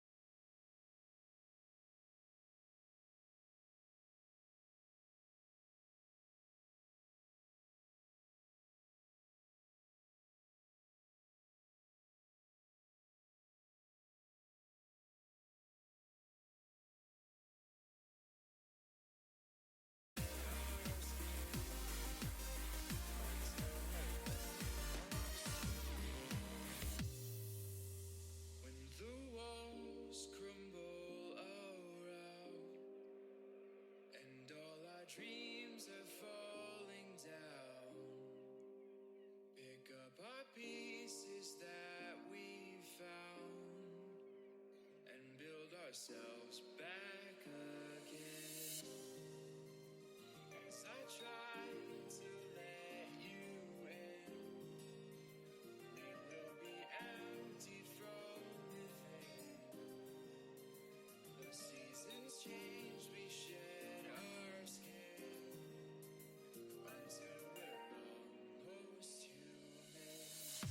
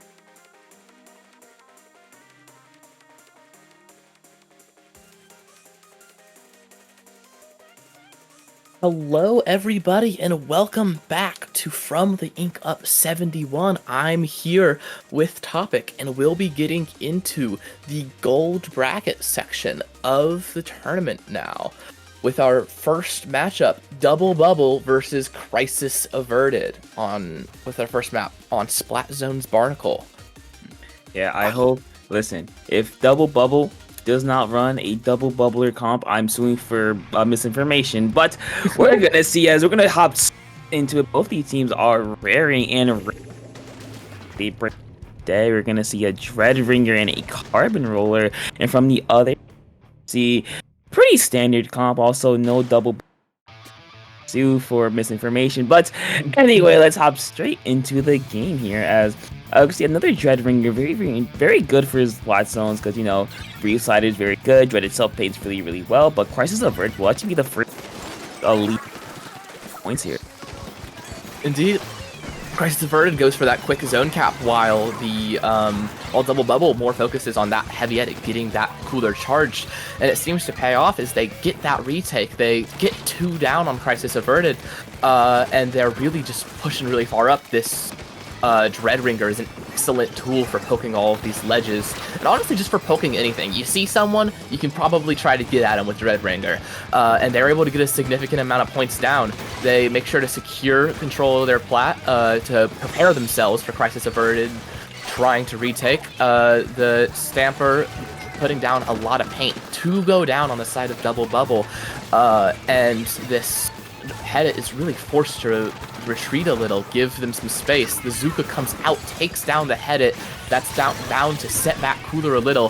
The Reef Slider comes out but doesn't quite get the zone cap that it's known for. Strikes come out and Crisis Averted seems to have most of the control of mid. I mean, yeah, but that might switch in an instant as the Strikes are able to recapture the zone. Just a second there, Amigo there in zone with the Zuka. They're gonna go down.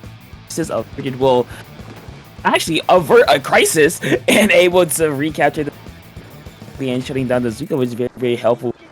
Be able to eat through their penalty points as they are going to start scoring now. Double Bubble will actually go to only the T-Tech and the heavy edit left as Averted looking really strong here. You see how backed up people are, but they have to be a little bit careful. They do have the strikes, they do have the Reef Slider at the ready. Not anymore though. The Dread Ringer will go down. That's a kill there. That's a double. Looking for the triple. That's a triple. Looking for the grand slam. Not quite able to get it, but Oxy will go down eventually to a stray burst bomb. So Double Bubble will recollect themselves. Are able to get back the zone here. Indeed, Double Bubble tries to force themselves onto Crisis Averted's plat, but they are pushed off by some long-range pressure. Now with double specials and some tries at striking it back, the zone is in Crisis Averted's favor. A Reef Slider comes out, but yet again not quite square in the middle of the zone, not going to get that famous capture. Stamper is ready to go. They've got their Zipcaster, they've got just their main weapon in general. We're back in that moment we saw an instant ago with Double Bubble pushed a little into their little basin. They're getting back their control of that oh so important plat, but this Zuka is trying to get them right back off of it. None go down to it, and this Reef Slider goes through. If they can survive these strikes, they can try to get their next foothold. And as 3 go down on the side of Crisis Averted, Double Bubble's promising push begins. I mean, yeah, they're able to force themselves in there. Reef Slider kind of was the catalyst that helped them out. But we're going to see the cooler being popped as well, so everyone does have the juice available. We're going to see Azuka and the Strikes are both going to be popped for Double Bubble to kind of stop Crisis Averted from going in. But Snow on the Zipcaster says throw caution to the wind and going forward. Unfortunately, not going out. Double Bubble able to take the lead though. Crisis Averted will pop strikes, at least neutralize the zone for a second there, but not for long. Silver there will get caught and go down to there, but Double Bubble are still scoring down to 10 ticks remaining. Crisis Averted did manage to get 2 of them down, but they're not quite in the zone just in time. The Reef will be there, but will be a second too late before Crisis Averted is able to recapture the zone as we enter the game. Double Bubble are going to go 3 down, so not the situation you want to be in at the moment. Indeed, last minute, 3 down. Crisis Averted's penalty is low, Double Bubbles is high. it'll take a strong hold to be able to take it back. But Crisis Averted clearly isn't letting that slide. They're very bunched up. They try to Double Bubble sets up a quick trap. Strikes flushing them onto zone, and a Reef Slider killing those who go onto zone into Azuka to pick off any that survive, and it really works. So many going down all over the place, and at the end, all that's left is that sword on the side of Crisis Averted. Double Bubble successfully reclaims, but with 40 points to go through, they're going to have to hold this for overtime if they want their chance at getting it back. But Crisis Averted puts down a lot of paint, does get taken out by this by the Carbon and the Reef Slider. And I think that's a Double Bubble. The penalty must have gone down while I wasn't looking. A Double Bubble win for the Barnacle Zones game. It was. Double Bubble was at 4, while Crisis Averted was at 11 with a massive penalty. So Double Bubble at the end, they just had to hold on. That's exactly what they did. The Reef Slider actually did a lot of work there, just scaring off the members of Crisis Averted away from the zone. It's making sure that they did not feel comfortable getting back into the zone. But so far, that was a very, very back and forth game. We saw a lot of fights, a lot of trade, a lot of just strikes coming out. So I would expect that was again a very, very good first game. Unfortunately for Crisis Averted, went, I believe, 3 down at the very end. That kind of was the nail in the coffin that kind of took full advantage of that and just kind of won the game from there. Indeed. Honestly, Crisis Averted, no, Double Bubble got their score down to 4. Then when I just saw that plus 40, I was like, man, that's gonna, like, they're gonna have to burn through all that. But then I forgot they can just keep it at 4, be chilling, be just fine. That plus 58 doesn't matter if Crisis Averted can't get it down lower. And that is exactly what happened. They managed to get this hold that we're seeing in this replay. Just kill the people that they needed to kill and dash forward to just hold that zone as long as they needed to deny even the possibility of that overtime. Mm-hmm. And next up, we'll be running into Rainmaker on Crab Leg Capital. Seeing Crab Leg Capital again, but instead of the clams we saw last time, we'll be seeing it on Rainmaker. What are your thoughts on this map mode? I do think that a lot of teams, especially these two, they might try to go for that left side because it is very tantalizing to do right there. It's very close. However, you have to recognize that you are a very, very massive height disadvantage. So you can also, actually no, scratch that. I can just see them going for the right a lot because it's basically almost even to the midsection. You hop that little ledge and you're basically there already. But we're gonna see what these teams cook up here as Double Bubble looking to end this set 2-0. No, we're gonna see side from the opposite side. Not a whole lot of change from either side. I think the only change is the shot, or am I mistaken?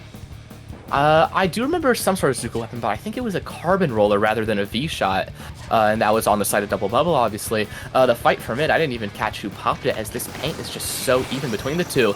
That carbon Zuko is already out, doesn't get anyone before being run over by the Reef Slider, though, and Double Bubble makes a quick break for this left check, really securing this position. We see just the fast popping power of that head it, and they just no holds barred. They don't care if they die for it. They're going to get up there. One down on each side. It's very possible. Crisis Averted is going to get that pop, which is going to give him control of that rain. And with this Zuka, it may be difficult. But they Zuka right back. I believe the one on Double Bubble falls. Crisis Averted takes back mid to try to get their own Rainmaker push going, as Double Bubble's in a bit of a pickle. And yeah, you see they're trying to. They pop the zip caster, they chop the strike strikes that take actually a lot of control of mid there, but he's able to just pick it up and run across the grates on that top right side there. And so far, Crisis Averted looking a little bit strong here. There's no take it and run across the grates to get a 2-point lead. So hey, a lead's a lead, but they did get wiped out, so they have to be at least a little more cautious because Double Bubble will do everything they can to kind of take the Rainmaker and get as close to Crisis Averted's side as possible. We're going to see that happen right here. We're going to see Double Bubble with the Rainmaker into with the Zuka for a little bit of protection, at least try to get a little bit closer, but the defense from Crisis Averted will shine through at we're not gonna see them let up that easily here. Double Bubble is gonna be forced back into mid, but Christ Averted will go 2 down once again. So Double Bubble has to be a little bit more cautious here as that Rainmaker timer is still ticking. I believe it's about like 25 seconds left. Silver will go down here. We might see Double Bubble trying to push for this lead, probably be a little bit aggressive, but one will go down. Rainmakers by themselves are gonna be stopped 1 point short. Amigo there the last to at least get some jumps in, so that may be a little bit helpful for them. Yes, but those jumps are being swarmed by the members of Crisis Averted as the Rainmaker is in this section. Honestly, very strangely neutral territory, as that long grate makes it hard to just get in there on Crisis Averted, but that large height makes it hard for Double Bubble. Crisis Averted do end up with the Rainmaker, and they are taking back a lot of the mid control, taking down one on the side of Double Bubble. Got specials at the side of the Rainmaker to just really reinforce the Rainmaker's safety, as they've got this little bucket escort as they approach the right checkpoint. They're back where they were before, but these strikes may prove challenging as they have to act fast. They barely escape it. Strikes Crisis Averted come out to try to pave the path, but their Rainmaker falls, and they're going to have to deal with a head and a carbon. Actually, the full force of the team if they want to push it any further on this front. I mean, hey, they did get at least 1 more point, so now it's a 2-point lead for Crisis Averted. Still not a whole lot of wiggle room you have to work.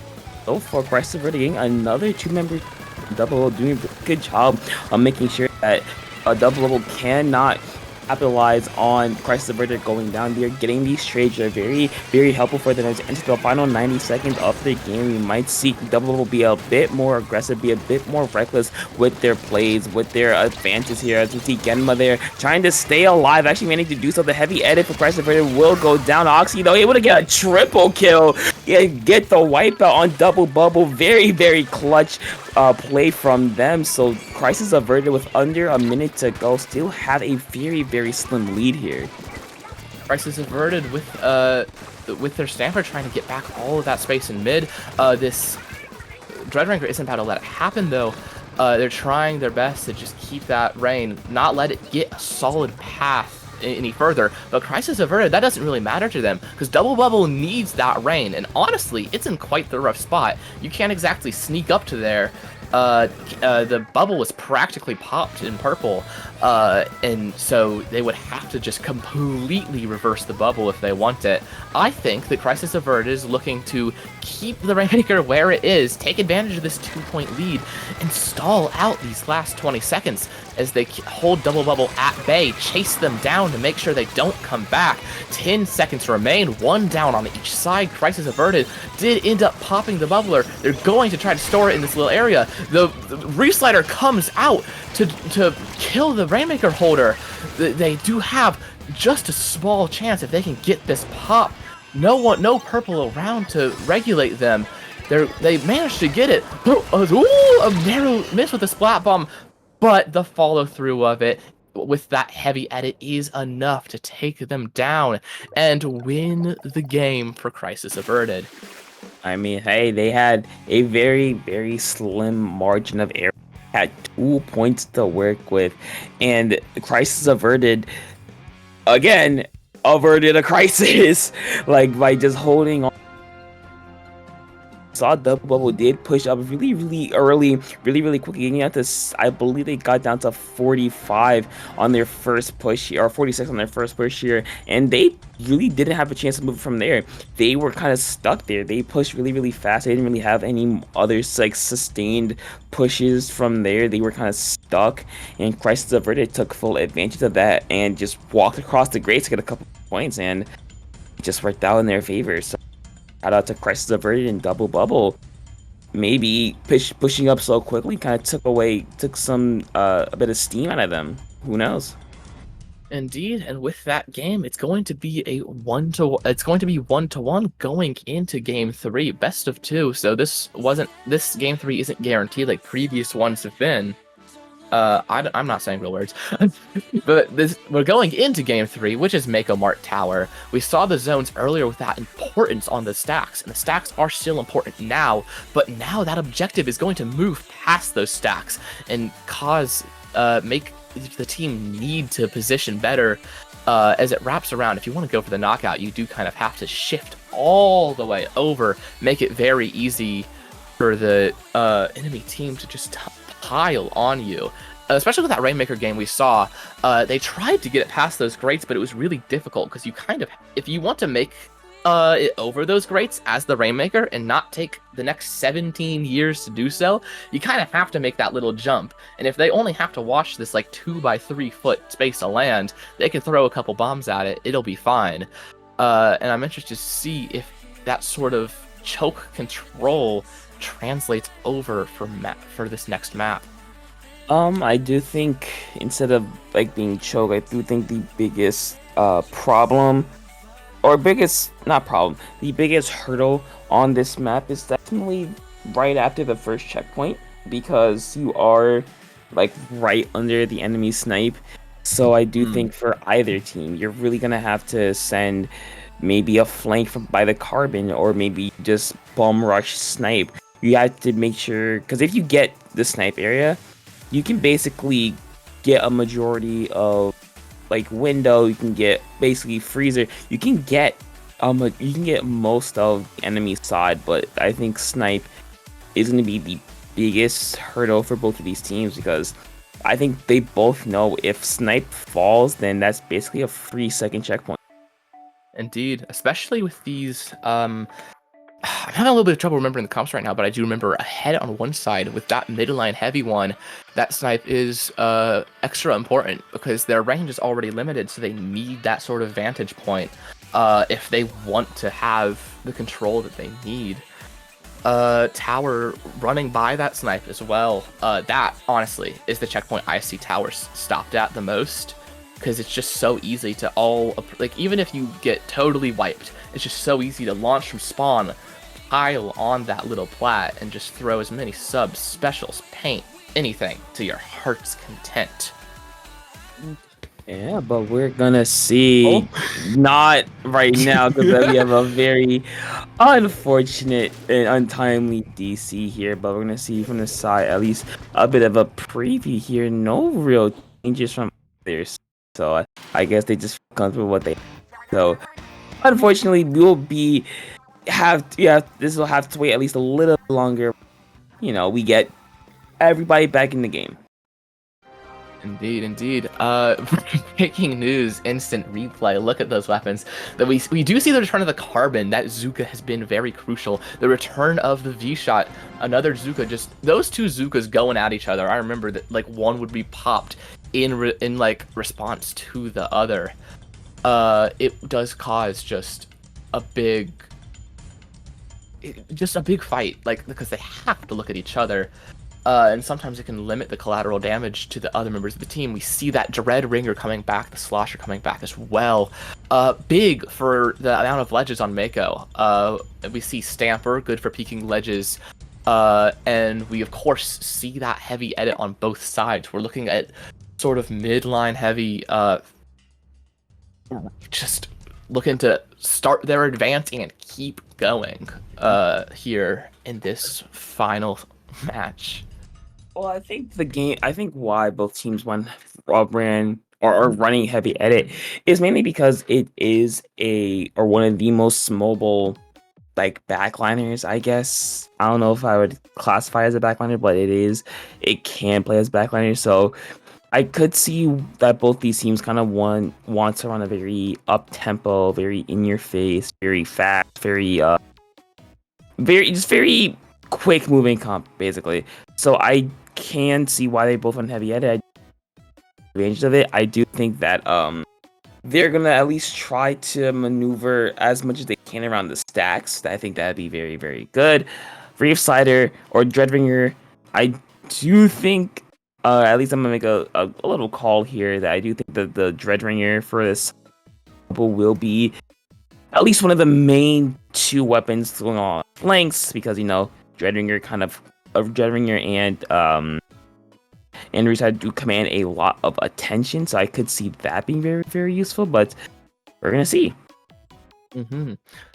Yeah, like you said with the commanding attention with Dreadringer, with the Reef Slider, although it may be like cut off a little by some of the walls on this map, it is still very powerful, especially for winning mid fights. If you are trying to contest one side of the tower, other teams on the other side, and suddenly a explosive shark approaches you, uh, just sliding right past the tower can be a bit hard. You just have to get out of there, give them at least a little bit of space that they can use to keep pushing you back, especially once you're past those. If they can like get on either plat, or if they're trying to retake, they can just like hop on the little corner of the stack, press in R and just take all of that stack. Demand you get off. They may be able to climb back up the side, splat you afterwards. But if you play your cards right and have a friend by your side, you may be able to just retake stacks from that. It's honestly interesting what can be done, especially when you have the head on the field as well. It's got the pushing power we know it for, the very mobile backline, as you were saying earlier, but it's also got Tacticooler, which is very important for current comps, because now they can just get back in the action. Especially with this map, that huge elevated section on the defender side, being able to get back in the action, get on that, and just try to slap down whatever the other team is trying to pull can usually be a very good opportunity. Yeah, and I do think that this map, just in general, really does reward fighting. I do think it overall is it's very fight heavy, basically. Like it's, I don't want to say it's congested. It's more, it kind of, I mean, it's kind of is congested. Like you are going to get into fights. So I think that we see a lot of very fight heavy weapons. We do see a lot very good for just the legends in general. We see shot, at least from what we saw in the little preview we got. We do see these very upfront, in-your-face weapons because that's just what the map kind of demands. It demands you to be able to fight really well, whether it be as a team or solo. So I do think there'd be a lot of, we've seen it already in the first two, there'd be a lot of trades, kills, doubles, maybe triples, and maybe if we have a chance, maybe some wipeouts here and there. Indeed, yeah. A lot of that, especially in that Barnacles Zones game, we saw a lot of instances where everyone but that Stamper would go down, or just like two or more would go down on either side, and it just made it so they could take the zone super easily, keep pushing forward. And I'm interested to see how that translates, especially like you said with this fight-heavy map. Paint can sometimes be less important, because if you get your own little corner going, and you can defend it well, especially if your little corner happens to be somewhere where you have a little bit of advantage with, like you said way earlier, the plats, the tower has to pass by, or the stacks that surround mid. Getting those, even if you don't have a lot of paint control, can lead to some splats that can lead to your entire team just getting control, being able to push forward. Fights more important than ever. On tower as well, being able to just get people off a tower. Best way to do that is either force them to move with a bomb, or just to directly snipe them off, heavy edit them off. Constant threats at the ready. Oh, so speaking of forcing people off tower, you also got to mention that I believe both these teams do have, which we've seen before in previous sets, that GG strikes are very good, but it just depends on if you can get your team there, if you have a teammate or two there to get on tower. So I do expect that both these teams, when the time is right, will the GG strikes, because I think we saw it earlier in this set itself, or this our earlier today itself, where I believe a team had a Booyah bomb. Unfortunately, no one was able to get on the tower, so they lost the game. So I do think both these teams know that, hey, if and when we pop these strikes, we have to go. We have to make sure that we get on tower as quickly as possible, or else it'll be all for naught. Yeah, no, just a lot of the GG specials made out to just be an instant win, and like you said, you gotta follow up on them. I'm trying to remember. Have we really?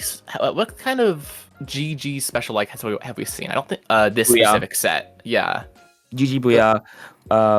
I don't know if I'd count GG Whale. I mean, Whale is not really, I honestly. mean, yeah, but like, I don't know. I feel like it can, but it's not like their typical GG special. Like, you've seen Strike, you've seen Booyah. I think, Those are the big ones. yeah, I Because that think just so. denies a space. If you stand in there, you're shredded. You're gone. I mean, I technically say the same thing about Whale, just not as effectively. You know what I mean? I feel like you could definitely swap out teammates with Whale a lot more because it's a person being targeted rather than the actual space they're standing on. So if they don't get enough people, you can just like tag out with your teammate, and then just wait Whale out and get back into the position you want. Meanwhile, with the others, I think Strikes and Booyah are the biggest examples because it's just like this is a no walk zone suddenly. Reef Slider can like get you close to the tower and give you an opportunity to get the area around it to surround the tower.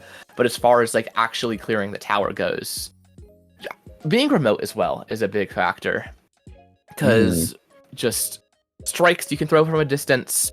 Booyah you can throw from a distance. Booyah and Strikes you can both like hold them for a little while until you absolutely need them. Just really what makes important. What makes these specials so good at just denying that space at the crucial moment. And here we go, actually in our game now. Yeah, we're gonna hop into our final game of our first round. We're gonna see very little changes from either. No changes. No changes. So these teams from couple they got. So hey, why not stick with this? So we're gonna see what these teams decide to go out with. Yeah, a couple of fights are in the here at least for the moment. We're gonna Crisis averted, just losing a member. I'm also noticing a dubious amount of ability doubler on both teams as two members of each have their Splatfest tee on for this little Coral, so we'll see if that gear change changes anything. Maybe somebody runs out of shots just before they think they can, or doesn't swim quite as fast as they need to catch up to the tower. Definitely a hazard when playing Splatfests, especially for these ones that start right when the Splatfest starts, because it's just not on your mind. We do see Crisis Averted coming in with that Stamper, getting the cooler holder, so to delay the next cooler. We have somebody sneaking around here, the Stamper of just same guy. The had it trying to control this little area you see, the Slosher poking up over the ledge like we were discussing earlier, being able to just poke anyone you want anywhere. And we see it shifting back toward the middle. Yeah, Devo did get a really, really good lead. They're able to break through that first checkpoint on their first attempt. Christ, Silver looking to do the exact same. Silver with the strikes are going to clear out the sniper. Carbon for double will go down. We see strikes in return and a fighter able to get a double kill, so that will shut down any attempt of a push from Crisis Averted. So double bubble really responds super quickly, super efficiently with those kills. So now they're back into position. They're back looking to try to get more points on the board. Able to get the cooler out for Crisis Averted. That's a really, really big a thorn in their side. Is double bubble though not quite able to push as far as they might want to be, as they are going to get stopped for a little bit here though. Crisis Averted will go down, and here we go, double bubble. 3 members of Crisis Averted are down, able to get to that second checkpoint and possibly able to break through it here. Indeed, I am noticing Double Bubble is doing a great job at just taking down everyone on, or was doing a great job at taking down everyone on Crisis Averted's plat. That plat was so important. You said if you lose snipe, you kind of lose your vantage point, and sure enough, they did. They just couldn't do anything about that tower for the longest time. It gets all the way to 32. They're able to shift a little bit toward mid now, and we're going to see Crisis Averted try to do the same thing to Double Bubble, but that lead is going to be a hard one to break. Crisis Averted going to have to perform just as good. Reef Slider comes out, none go down. A lot of people go down right after I say that. 2 down on Crisis Averted, 1 down on Double Bubble. The tower is back toward the mid. The paint is generally equal. the Crisis Averted side is looking a bit worse for wear after that push. I mean, yeah, but Oxy though able to get a really quick kill there with the Zuka to try to shut down push. So now back in a situation here. 100 seconds remaining in this game. Crisis Averted still needs to break through that first checkpoint, while Double Bubble are still a little bit ways away from getting through that second checkpoint. We're gonna see a lot of fights breaking out as members of will flood over to the left-hand side. Two members will go down. Unfortunately, Crisis Averted does gain an advantage at the moment, has a bit of mid painted in their colors. They're going to be taking full advantage of that and be the full push and try to get more points on the board. A nice kill there will turn into a trade. A minute 10 remaining in the game. Double Bubble, we're going to go 2 down, 3 down. Genma is the last member. Crisis Averted able to get to that first checkpoint and looking to break through it here. Yeah, Crisis Averted at the doorstep of Double Bubble, going, especially this Slosher, going crazy on the ledges, trying to their best. The Reefsider comes in and catches the Slosher as it tries to escape. 3 go down on the side of Crisis Averted, but 2 go down on Double Bubble. They're not much better off. They don't have a Tower Rider, and the best they can do is pave a path to try to ride it when their teammates respawn. But that does give Crisis Averted the time to get on that stack and take back their side of the map, get a cooler out, and potentially mount quite the approach. But someone on Double Bubble completely disconnects. Double Bubble goes completely down. The game is still being played. I'm unsure what they're doing. I believe they still play. So that Double Bubble member is just going to be permanently down. Crisis Averted continues to approach, possibly taking back this lead in the last 6 seconds. They're at checkpoint 2. They just need to slip past this. 2-1. They have the lead. They win the game. They win the set. That's unfortunate. The absolute worst moment the DC happened for Double Bubble, because for a majority of the game, yeah, they were looking good. They were looking at 3, and when Crisis Averted was the ones pushing, they were at the first checkpoint right after it. That's when the DC happened, so they had to play it out of the game. So unfortunate for Double Bubble. The absolute worst way to see your turning run end Averted. They will actually round 2 here. They did. Crisis Averted, yeah. I'm having short-term memory loss suddenly. But yeah, no, just this back and forth we saw in mid. The eke past we got from Crisis Averted in the last moments due to that unfortunate disconnect. Man, the purple domination of the early game was really something to see. Double Bubble didn't quite manage to get it far enough to prevent that last second. And obviously a 3v4 is very hard to win, especially when you're capped out at that 3. The Zuka taking down them as well. The strikes making it hard to see and hard to move. The V-shot getting all the way up. Just, man, insane fights, insane ending, and unfortunate DC, all leading to Crisis Averted's victory in this set. Mm-hmm. Yeah, and with that, that'll be it for round number 1, and that'll be it for our commentary block at least. So, of course, we have a little bit of housekeeping to do. So, AC, where can people find you? People can find me at Blue Sky, that AC Kid Twitter, if you want to just like scroll through an archive, because I don't post there anymore, that ACNH Kid, and Twitch, that AC Kid, if I ever stream. Mm-hmm. Yeah, well, as for me, you can find me over at Topical2 on both Twitter and Blue Sky, and Topic2 over on Discord. And one more thing that I want to shout out for myself. If you are going to be in the New York area tomorrow, actually, Big Dapple 6 is happening. So it's a New York-based LAN. Very fun. Food, there's gonna be art, it's gonna be great. I actually will be doing a comm block, so that's gonna be great. Doors will open at 11 a.m. Venue turning starts at 12. So if you are able to make it, please come. If not, hey, it'd be great if you just watch the stream. But with that, that'll be it from us for now. But don't go away, because right after our break, we have 2 more commentators coming for you. We have and Sire coming to comp for you. But that'll be it after this break. So, AC, it's been great, but we are out. So, we'll see y'all later.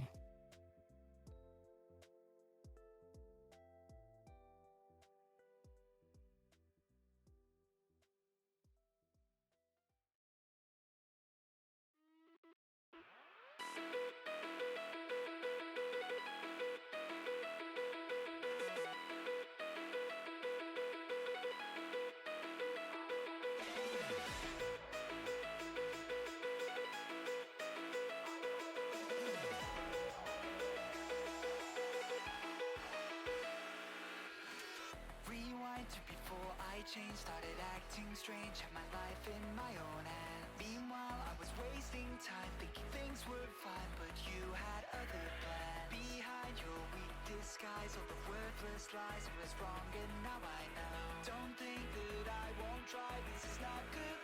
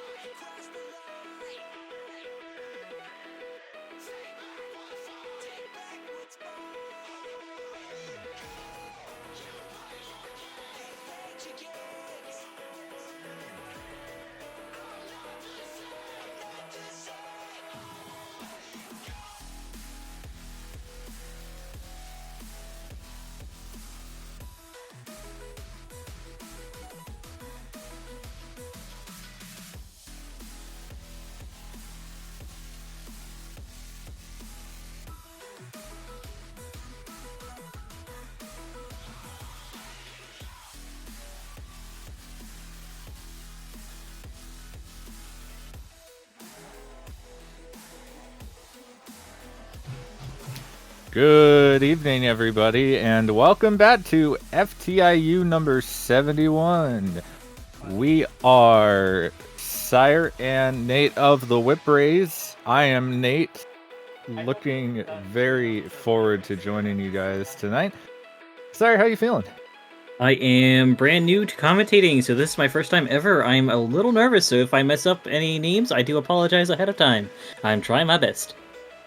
Sire is being the GOAT tonight, filling in for us, so we're really excited. We're getting into Gold Bracket Round 2. This is the top cut of the tournament. These people looking to take home that coveted FTIU Gold Bracket win and the subsequent ban from the tournament, as these teams are looking to graduate on up the kind of skill ladder of Splatoon competitive scene, as it were. We are looking at this is going to be Malevolent Cooler versus Orange Toys, and we're going to see this on Shipshape Cargo Tower Control. Thinking about this map, Sire, what are the teams going to be looking for to kind of get started and kind of break through that middle section of the map? We're likely going to have a fight on the either side of mid, in my opinion. That's usually where you want to be. Yeah, kind of looking to play off of those sides of the map, kind of using that high ground to contest those middle sections best you can.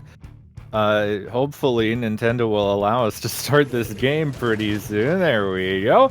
Getting into this game, we've got our teams. That's Malevolent Cooler in the magenta, and then that lime green is going to be our Orange Toys. Two teams coming out right now, both running Cooler and Chargers, although we see a Bamboo. I know that Sire's excited to see some whale spam. What do you think, Sire? I absolutely love Killer Whale. So I'm an ink brush main, so I always run like, even though it's controversial, I personally run some instead of stealth jump, I actually run special charge up for my killer whale. It's honestly one of my favorite specials. That being The said, more I'm a whales, one the trick. better. The more whales, the better. And we see that Bamboo setting up on this side. We see a nice pick over here from neutral. 2 more going down on Malevolent Cooler. This is looking like a really nice setup for this first check. MC Fizzle going down as well. This is going to be kind of a big stagger. Those strikes going to slow things down, but now they won't have them for retake. Looking a little bit scary here, but 2 going down. This Wiper doing a really great job of pulling some attention, giving the Zap a chance to come in and pinch with them, and that's going to be a delayed wipe, and they didn't break the checkpoint. Really nice defense from Krabby Red Academy here, and we are going to see them start to make their push here, Sire. Indeed, we are. We're seeing their CRA's bucket on their right side of the map, trying to get some pressure onto that side and trying to force the person off of tower, the charger off tower. If they get that pick on tower, are they going to stay alive? They are not going to stay alive, and they're getting. MC is getting some jumps onto tower, but CRA is actually pushing into tower, trying to get this person off of tower and getting back onto tower. Have I said tower enough? It is tower control, so maybe No way. not. I think that we need more tower mentions, probably. Good pick on that charger there on the top left of the screen. We see this bucket getting another one as well. That's going to help pave the way for this first checkpoint, hopefully, if they're able to find it. Skirmishing another, this blaster going to dive in, but that whale is going to push them off. Seeing Whale doing a really good job here of keeping them off. They are going to break the checkpoint, dive off just quick enough to keep that blaster from taking them out. The Wiper causing a little bit of trouble, but that's still going to be overall in, I believe this is not Malevolent Cooler. And we are going to see Krabby Red Academy doing a really good job here of kind of holding off this side.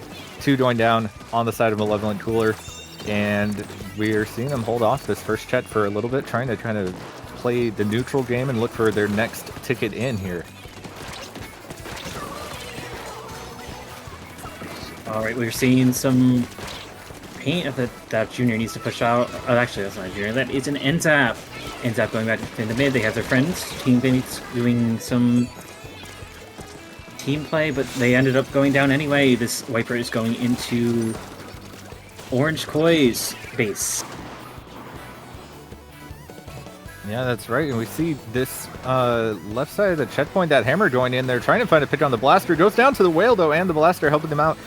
Going to kind of push up to this tower. This charger getting left alone gets picked off as well. Big crossfire coming out from the Bamboo, but might get picked off by the other teammate if they're not careful. This splashdown holding down that top side, and their teammate swoops in to save the day as they keep pushing forward here just a little bit longer. Big scrap on this top side. The tower trying to reset its way in, and that's going to be Orange Toys barely able to hold on to the defense, but they now have to make their push for the lead if they want something to happen. Bucket getting 2 here on this really good flank. Eventually does manage to find the third on that range blaster, and this is looking pretty good. Tower finally moving up onto that left side. The Bucket set up in a great spot here with Cooler. Gonna need to rotate around and make sure that that tower is safe, though, or else this could be the end of this push if they're not careful. The shark here, but gets taken out by the blaster, and that's looking really good for them. Points ticking away, and that is barely going to be the lead flip finally in the last minute of the game. Malevolent Cooler now going to have to make their defense quickly. I'm seeing a lot of pressure being put out by that bucket player. If I were Malevolent Cooler right now, I'd be trying to focus really hard on that bucket just to get some space. Seems they're chasing after that blaster in mid. Blaster is backing off. Malevolent Cooler is getting back in mid, getting hopefully some paint on the ground. There we go. And seems like Cooler's going into mid. Who would have guessed Malevolent Cooler? Through Malevolent Cooler here with the evil energy here. The Zap getting a nice pick on the blaster to start things off. Looking to get this push going. One has to jump out. Really good jump out here, as if you're Orange Toys, your job here is to not wipe and make sure you mount a strong defense. That Bamboo getting a good pick on maybe an overextended teammate. Strikes coming out, and this is looking like they may not have the resources to make this push keep going. This Zap getting in behind them on the tower gets another pick, and that's going to be the wipeout and the game, as Orange Toys are going to be taking game 1 here in a pretty close set played game between the two teams for a bit. This could be a really fun set to watch. Yeah, it seems like these teams are teams to watch going forward. They're pretty strong. As we're looking into kind of thinking about, I really like the bamboo pick for that map mode. I'm not gonna lie. I think that it was giving them a lot of good chances to kind of lock down those areas, and using that whale to really good effect, it seemed. I really liked the team plays that we were seeing from both teams. Lots of really good off angles on both sides, taking those team fights together. If you're Malevolent Cooler and you're thinking about trying to kind of counter this with your comp, what do you think might be the adjustments that we have to make in order to kind of make this a little bit easier on my teammates? That being said, with Malevolent Cooler, a lot of the times when I saw that splashdown was pretty hype. Not gonna lie, that was a pretty cool splashdown. But as you were saying, the Bamboozler was putting their whale to great use, especially comboing with their bucket player. That is great teamwork. Yeah, really good teamwork, and maybe kind of winning the range matchup, as it were, with Malevolent Cooler kind of picking more of those longer range weapons on that map, which definitely favors those. That said, Humpback Rainmaker, certainly not the most long range favored map out of the crew here, and this might, if assuming we don't see too many comp changes, might go the way of Orange Toys if they're able to play off of their weapon strengths pretty well. We're going into Humpback Pump Track Rainmaker. If you already said that, Nate, I apologize. I was spaced out a little bit. But yeah, we're going into player brain. I play in the moment, not in the long term. So true, so true. But yeah, when it comes to Humpback Pump Track, what do you think we're gonna see? I would be very, very surprised if we didn't see some more bucket plays from either side, and the blasters as well. The AoE is just way too good on this map to give it up. That said, Blaster can struggle a little bit in Rainmaker, but we make it work here on the Whip Rays, and they are also going to make it work here on Malevolent Cooler side. We do see double bucket and carbon, very short range comp, as we were expecting from Orange Toys, as they're going to play. Honestly, this is a really, really good map for all of these weapons here, and it definitely seems to play into their strengths. This could be a really good pick for them. One going down really quick in the scrum and mid. Big trades here. This Wiper getting around the team, around mid, and going to be able to help take out another couple, and this is going to be Orange Toys on the back foot for the first push of the game. Yeah, that ended up getting picked before they could get their cooler out. Seems like we're having a fight in mid with that Reef Slider taking down the Rainmaker. With an early lead, Malevolent Cooler has a lot of space to get back. Seems like Orange Toys is going back over to the right checkpoint, though. Nate, what were you about to say?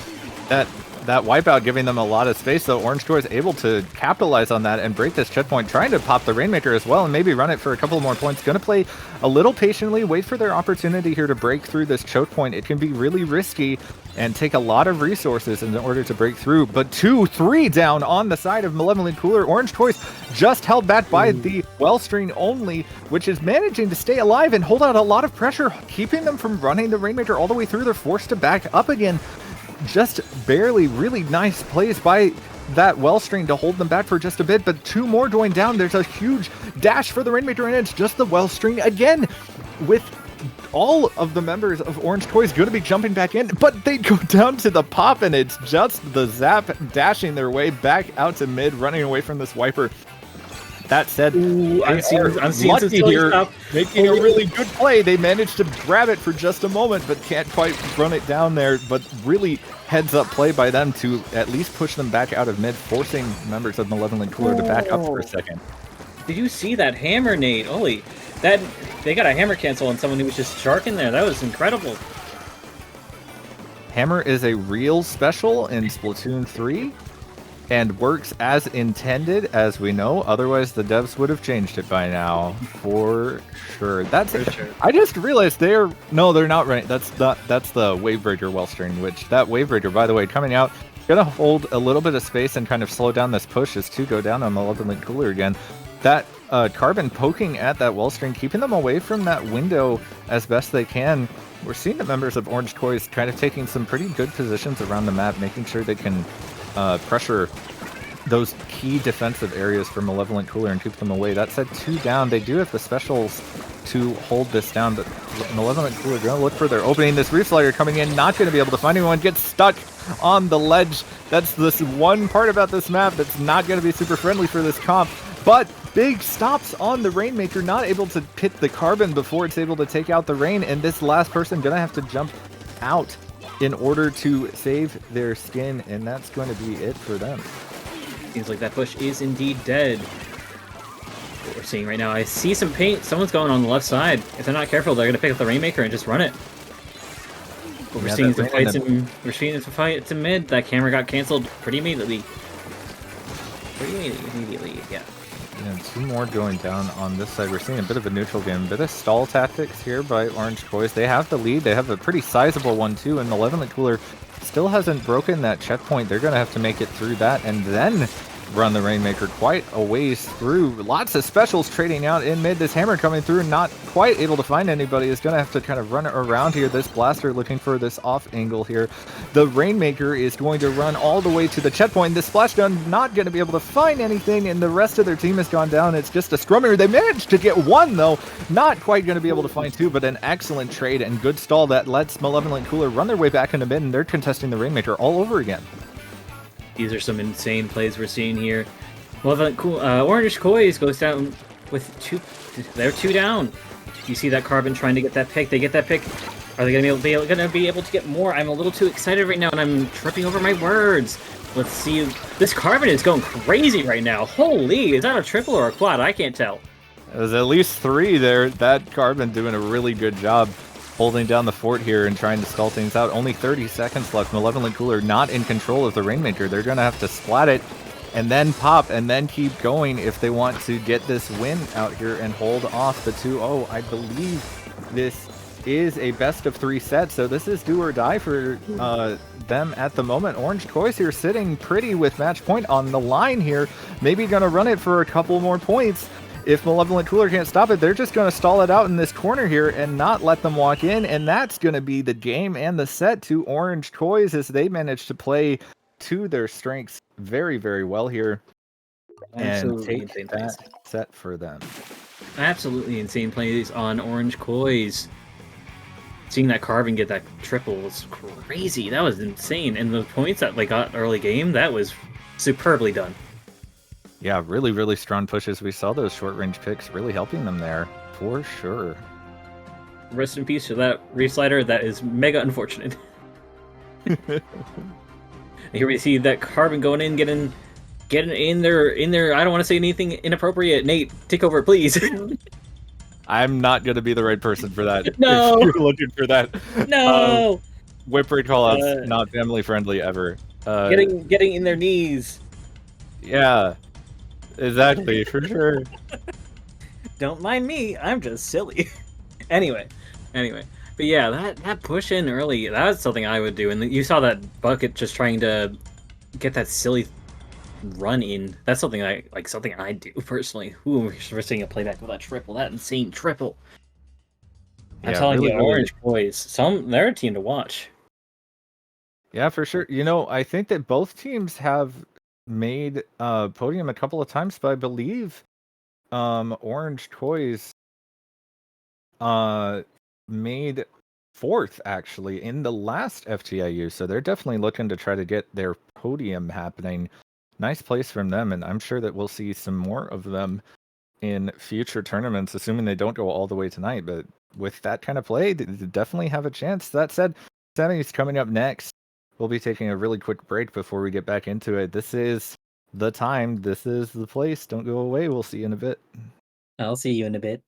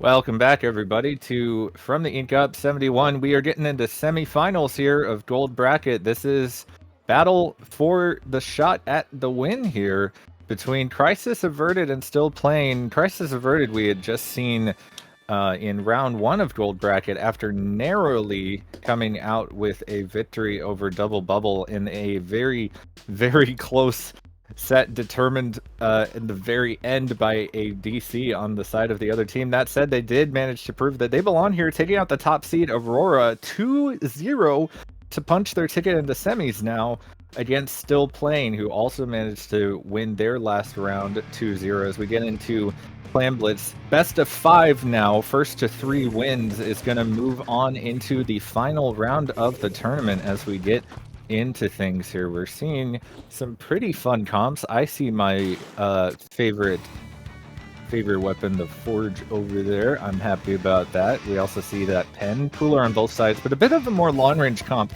on the side of Still Playing. Very interested to see how this plays out, sir.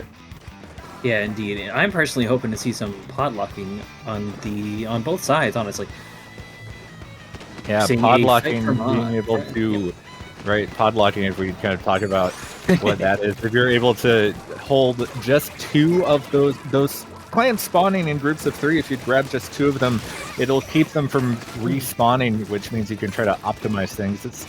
Clan Blitz has so many mechanics to it, it can be really intimidating to actually play it at a really high level. That said, Crisis are making a pretty good push here onto the plat. They've got a ton of clams ready as well, getting the score in. The rest of their members, maybe a bit of miscommunication, all dropping bat to try to get clams. Gonna have to fight their way back into the basket if they want a chance to score anything else.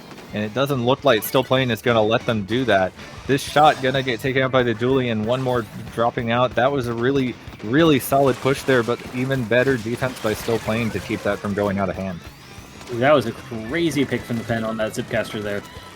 We're seeing a small fight from mid. The player on Crisis Averted going down to that bucket on Still Playing side. We're seeing definitely still a fight for mid. Yeah, really good long-range pressure from the pin here, making it difficult for Crisis Averted to kind of break in. 3 going down on the side of Crisis Averted. It's just that bucket which does get taken out. This shot gonna die to this Booyah, and the Reslider coming out. That's gonna be a score for Still Playing here, and they have the claims and the pressure to keep it up.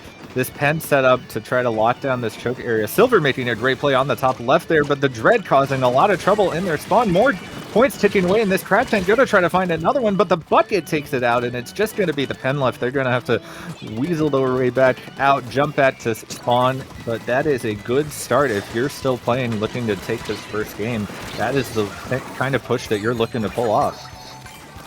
We're seeing a lot of aggression on the side of Still Playing, and it is working in their favor. We're seeing a push in throw from Crisis Averted, and they have a lot of clams to work with. They throw that ball into. It's just one more clam to get that lead. That lead is theirs, and they have their I believe their bucket. Yeah, their bucket was in a pretty solid place, but got picked off in the end. They are grabbing more clams to try and keep this push running, or at least just to get the clams on their side instead of in the hands of Still Playing. Yeah, it was a strong push by Crisis Averted. Beautiful strikes to lead that in and get it started, and then a lot of good pressure. Great positioning to be able to score as many points as they could. It's still not a safe lead on this map. This is more than doable to make the rest of the push there. That said, it's still going to require some effort if Still Playing wants to take that lead back, but they have the time and the resources and the clams to make it happen. There's a big fight on this left side. That crab going to get things started here. Members of Crisis Averted having to retreat a little bit onto their spinner, and 2 going down. It's just these 2 stuck behind the spinner. The Booyah is coming out really good, staggering of specials and pressure here from Still Playing. Textbook stuff. We're seeing a lot of clams on the side of Still Playing. They are ready and raring for a push. They have just that sword left who is using Zipcaster and ends up getting picked off. We see a jump back to Glad, I believe. Just tossing clams. Actually, they went back to spawn. They're getting their pity. That's actually an insane play with the Reef Slider. That is incredible teamwork. Really, really crazy stuff. Only 4 more clams needed to punch this out. 1 more needed in order to hit the KO. 2 more going down. Can they get it in? Not quite. There's just the jump from the Dread, and they're going to get taken out with just 1 clam to go. Crisis averting that crisis, as it were. Now they have a chance for a big counter push here if they play their cards right. Which, considering the other push we saw, might actually happen. We're seeing a lot of clans on their side. They're just trying to get the picks that they need. They get one. Can they get a second one? We're watching. They have Cooler down. I think they're going to just try to run it. If I were them right now, I'd have someone go on block. Just to get another... Ooh, we see that suction bomb almost get someone. They get the clan in. Another... Ooh, that's classic with Ray. They get one more clan in. Ooh. We don't see it, though. That's unfortunate. That missed power clan would have been the KO for them, and they're not quite able to do it. And now with only 20 seconds left, they need just dying in the jump. Unfortunate. Gonna have to find the clams elsewhere, but they're getting locked at a mid. They're not going to be able to have them. They're going to have to make a fight for mid and fast if they want a chance at overtime. They need a power clam on the board if they want to do it. That's going to help with the Zuka, but they're not going to get it in time. And Crisis Averted just barely missing out on that first game in a very tense back and forth play from both teams. That was an insane match to watch. I hope the viewers at home got to see all that. I hope you didn't go to the bathroom during this.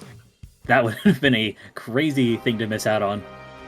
Yeah, we saw some really textbook plays from both teams. Those pushes looked gorgeous, honestly. We just saw one special, one right after the other, moving the team up the field, finding the pick, finding the next one, walking their way forward with all of the clams in tow. Really solid stuff. Lots of high value scoring here. It really just came down to this very unfortunate throw. I do this way too often to count. I feel you guys don't watch my streams, please. You'll just see me throw power clams away constantly. It's not just Nate. It's mostly me, though. It's mostly me. That only happened one time with the other team. Really, really exciting stuff here. I'm very excited to see what we'll see on this next map. Hagglefish Market. Sounds. This is a favorite of yours, sire. Tell me about it. I love Hagglefish sounds. Kicks my feet cutely, kisses this map, marries it. Ooh. Anyway, as a brush main, I love this map. I love to just toss bombs onto that zone, get on that block. If I'm like, I believe they did have a bucket. I'm tripping over my words. I love this map so much. This map mode. Anyway, if I'm then I'm trying to get some picks over ledges, especially like if I were the bucket, I would probably go into one of those alleyways and just sneak behind them a little bit. Yeah, a lot of ledges to deal with for sure. Honestly, both comps from the last map will play pretty well on this. I feel like Museum and Haggle have a lot of similarities in the way that you have to approach mid. You have to kind of wait for a while until you can really move through mid. You don't really want to fight in it that much, or you want to just ignore it entirely and go around. So I imagine not seeing a whole lot of changes here from either team. We do see the Glugas coming out, though. Probably going to make good use of that wall and the range. Range can be really helpful on this map, especially for fighting in mid. And we're going to see these teams roll out. We see, I think that's the Pen going for that cooler really early on Crisis. They're going to try to have that ready as quickly as they can. Scrap in mid, we're seeing the teams kind of making a push for the sides of the map here. That wall already coming out. Coolers come out one right after the other. And here come the fights. We see the Glue just pushing up on the left side, going for a quick flank, drawing a couple of members of Crisis Averted away, but two go down, and that's going to be Crisis Averted's chance to maybe try to put the zone, but the Pen is putting out so much pressure, they're not able to walk in. The Zuka does find one, however, and they are going to be able to cap it and finally move their way through zone. The Restarter causing a bit of trouble, but gets taken out in short order, and it looks like they clean up that flank in the back, and this is Crisis Averted on the first hold. We're seeing Crisis Averted. Their bucket player is trying to hold pressure with their sword player. It seems they are both trying to chill out there and just give them a little trouble, which is pretty standard for this map. Pretty good.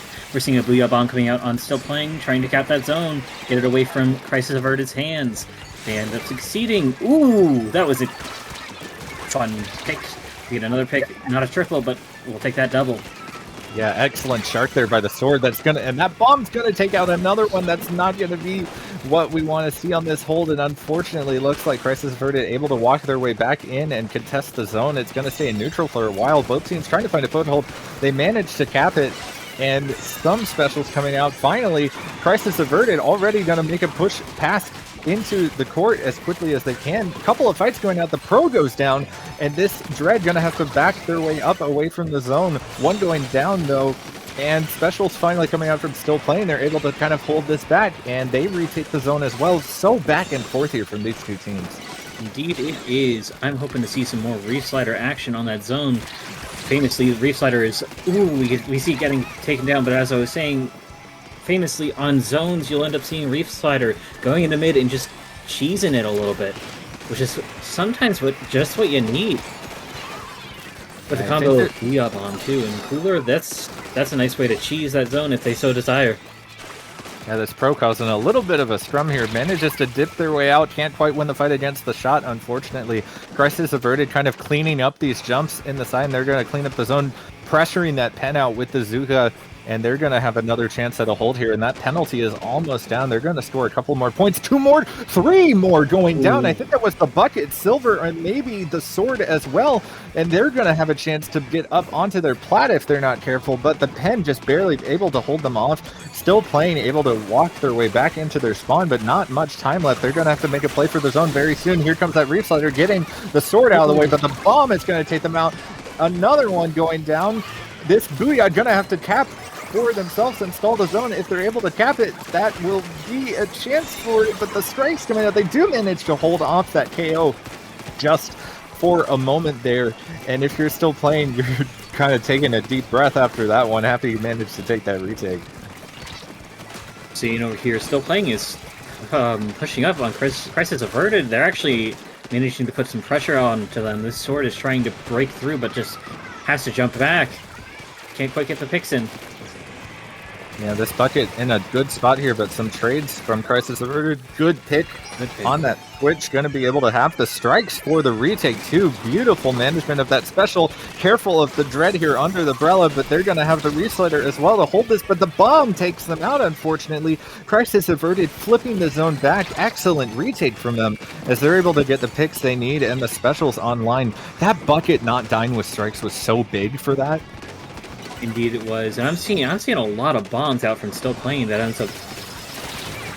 Well, I might be wrong on that. I've seen a lot of bombs in general, just a lot of bomb kills, which is honestly, as a brush player, that is my dream. Really nice Booyah here. Some good fights here on the sides of the map from still playing, able to kind of win those and give them a chance. In the mid, we're seeing Crisis Averted doing a really good job of using those sides of the map, though, drawing the members of Still Playing away those strikes, forcing the pro into the pen. The pen on Still Playing going down as well, and with 30 seconds left, Crisis Averted has a chance to hold on and maybe take this game if they're able to win these fights. This bucket doing a great job holding them off and keeping the zone in their control. 15 seconds left. They're not going to have Reef Slider in time, in all likelihood, to try to cheese the zone. They have Booyah and maybe another one coming out in just a second. Gonna have to try to flip the zone here if they want a chance at overtime. 2 going down, and they do barely manage to, but Silver in the backfield with this bucket. Do they see them? They do. They're turning for it, but the bucket gets one and finally gets traded out. There's so much happening right now. Crisis Averted throwing a bunch of specials up, but 2 going down. Now they are going to lose a lot of time here with that, and they have to be really careful on this retake. I believe it's a pen v pen going on over there. These strikes going to mid, that is pretty key. Are they going to be able to get that reverse cap? Doesn't seem like they are. There's a lot of pain going on to the zone right now. It is insane. 2 going down on Crisis Averted. There's only a couple of ticks left. They have to flip it, and I don't think they're going to have it in time. And Still Playing, managing to pull off the overtime comeback to go into the third game 2-0. Getting match point on deck for them, looking to punch their ticket into finals. What a tense set so far. Both games determined by just a few points. That really was insane. This has been an insane set to watch so far. I can't wait to see what's going on for the rest of this journey. Yeah, you know, if you're a fan of Splatoon, you gotta check out Low Level, guys. Like, don't think that In the Zone is the only place you can find some fun games. Like, this tournament, like, this is Div 7. This is Div 7 Cap. And look at the plays that we're seeing in the team where, like, there's some clean pushes from both teams here. This stuff is just fun to watch, so make sure that you check this stuff out. that said, still playing, both teams doing such a good job at just coming down to a couple of key picks in overtime and a couple of very, very small, unfortunate kind of plays from both sides, right? Like that last game only determined by essentially one clam throw, and this one determined by one zone flip, practically going into undertow tower. Not a mode that, a bit of a controversial mode pick, I feel like. I think that some people really don't like this one. I kind of like this mode personally. What do you think about it, Sire? It's yet to be determined on my opinion on this, but I'm leaning towards a little bit of dislike. And I couldn't tell you why. It can get a little snowbally if you're not careful on retake. You really have to kind of... You really don't want to lose your snipe, honestly. That can be really rough. Definitely. And especially if they have an AoE weapon like we've been seeing, getting that tower to like KO point, which is probably going to be close to impossible unless you knock out their AoE weapons, is really rough, especially if you have like a dynamo or a bucket or a blast or something that can just put paint over the tower and force you to stand up and get you a little weak in the knees, you know? Yeah, I think that what becomes really key on this map is once you lose first check, just give it up. Like, if you lose mid, give up first check, don't lose second check, because second check is so hard to defend because it is all the way across the map from your spawn. So if you're respawning and they're at second check, you're not going to get there in time before they break it. So you want to be there before it happens, right? You want to be thinking ahead and make sure you're in the position to contest the tower before it gets to that point. And I feel like that's where a lot of players get tripped up, is, you know, like they make such a big play for mid, and then if you go down, that second checkpoint is right there, and you're not going to get back there in time in order to make something happen. And by then they're going into third checkpoint, and by then you're getting KO'd. So you have to be really careful and make sure you're set up to defend on that right side before things get too out of control here. Exactly. Nate, if I had to ask you, what specials do you think you're going to see coming out here? If we don't see booyahs and strikes, I'm going to be very surprised. It's tower control. You want to have that GG special to be able to lock the game down. That said, we do see Zipcaster, also a pretty good pick on this map. I'd say Splashdown as well. This is a very narrow map, very small spaces, very hard to get away from big, giant explosions like Reef Slider and Splashdown. We actually see two of those fast, big explosions on the side of Still Playing. I feel like that strategy might pay off very well for them. Sword going down a little early to this Dooley. Pen set up in a good spot here to try to make something happen. Dooley's pressuring them quite a bit before Cooler comes out. Members of Crisis Averted maybe a little bit scared to engage without Cooler, but this Dooley just going to dive in there, probably has some tools at their disposal. Bazooka doing a good job, but that's two down on Crisis Averted. Still Playing. This is Forge v Shot, I think, and the Forge is not going to be able to pull it off, unfortunately, and that checkpoint is through. They're moving on to the second one. Two members of Still Playing. Three now. It's just the Dread in mid, going to try to hold this off as best they can. Nice job by Crisis Averted to not let that second checkpoint go out of control. We're seeing so far from the games we've watched so far, when it comes to Still Playing, they get these aggressive push-ins first thing, but it seems like they have to wait a little bit before they can continue it. Yeah, we've seen some really, really strong plays from both teams in terms of coordination and plays. The Zipcaster finding one on the Dooley before it respawns, and now Crisis Averted with some really nice strikes here to kind of split up the members of Still Playing. They find this pick here as well, and this Dooley maybe getting caught out by the bucket in this 1v1, and the Pen all the way on the other side. Tower's going to go away from the right side of the map, and this might give them a chance to start ticking away at those points. There is the lead switch, and this Sword gonna look for this pick though, but the Reef Slider comes out. They dive out of the way with the Zipcaster, using that armor to keep them safe, and that second checkpoint is gone. Crisis Averted on their way to steamroll through this last check. If they're not careful, the strikes coming out. The members are up here, this bucket under the ledge holding it out. That's the third check. Time's ticking away really quickly here, and Crisis Averted does manage to pull off that 0 to 100 KO and hold off the 3-0 loss. We're going to game 4. I'm starting to think we're going to see an upset. What do you think? I mean, if we could even call this an upset, both of them playing extremely well here. if we see Game 5, I will be excited. This is such a electric semi so far. For certain.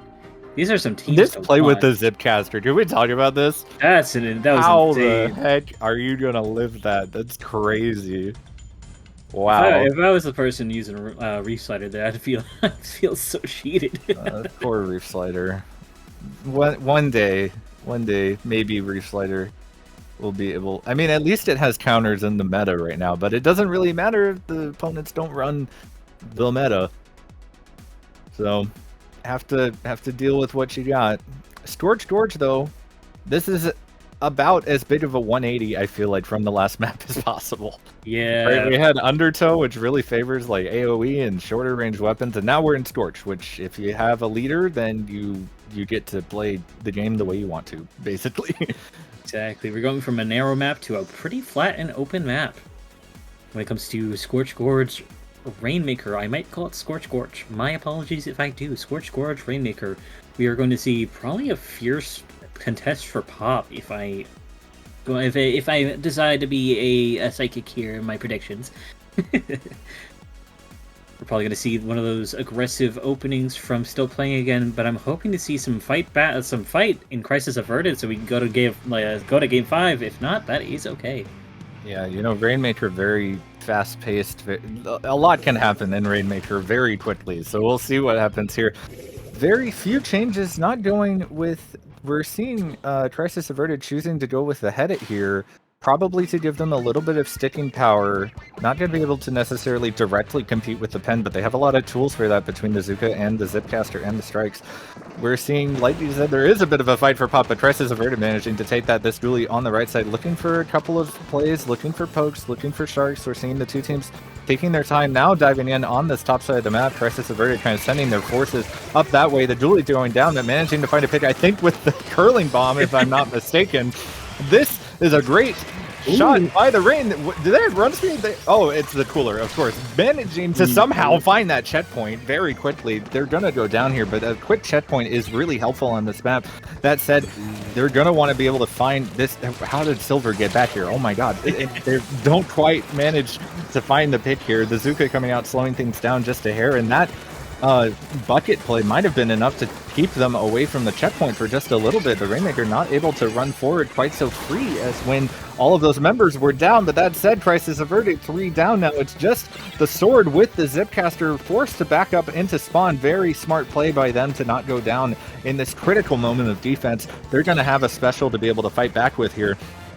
Even though the lead is swapping, they have a chance to go in here. We see that Zip coming out, getting a nice pick on the Rainmaker, and there's the Pen down as well. They're going to look for another one if they can, but 3 down on Crisis Averted. That's going to maybe be the play that Still Playing needs in order to get this there. But Silver, again, in the backfield, causing a lot of trouble. Going to go down to the splashdown, but keeping the Rainmaker still in that spot long enough for their teammates to get back and try to make something happen. Really good plays by them. This Rainmaker going to run as far as possible, getting quite a ways through, all the way down to 28. That is a very solid push for Still Playing here. Crisis Averted going to have to do their best to try to break out here now in the time they have left.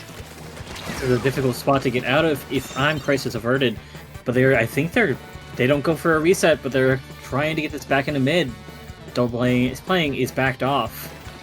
We're seeing Crisis Averted going back to mid. We're actually seeing them picking the right side to go through, which is Did you see that Zuka shot? I did not. That was so sad.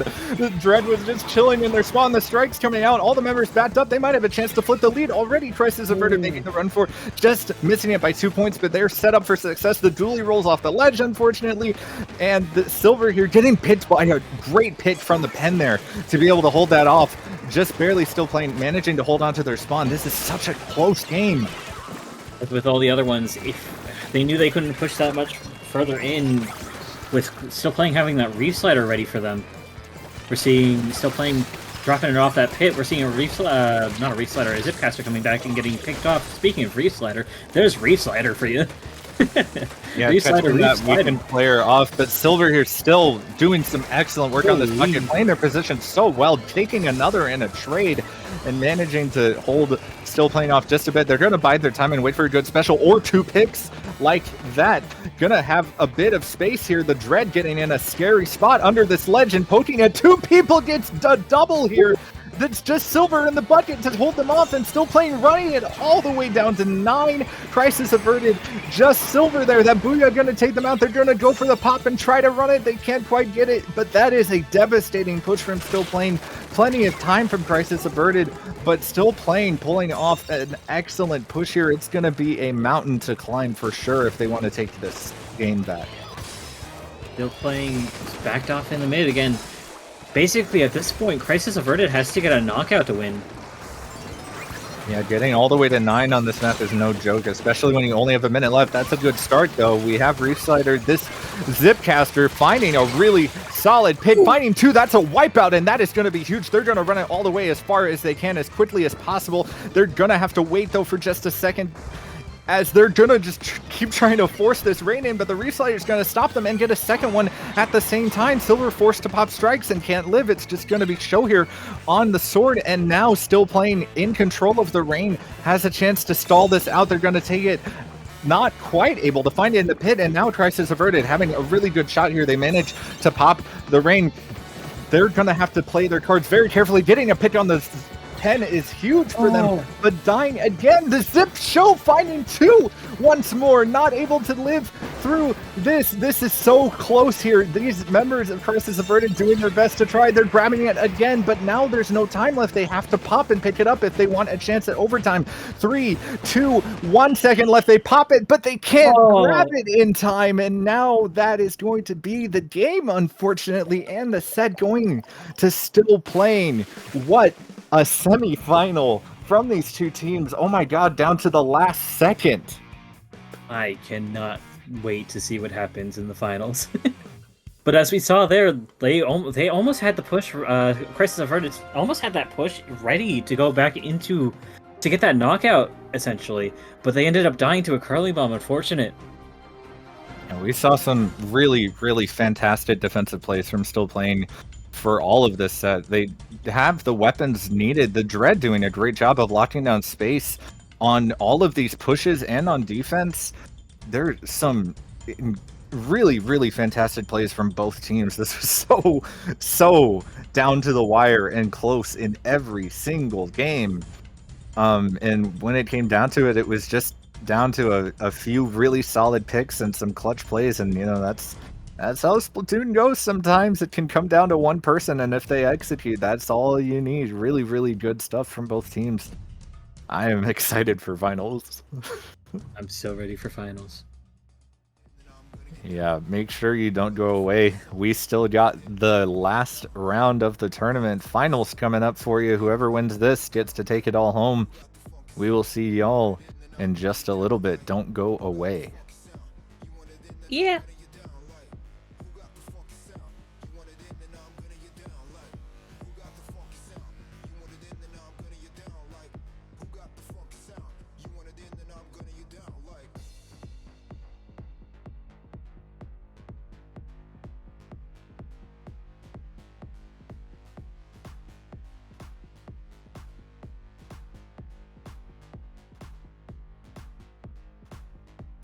This here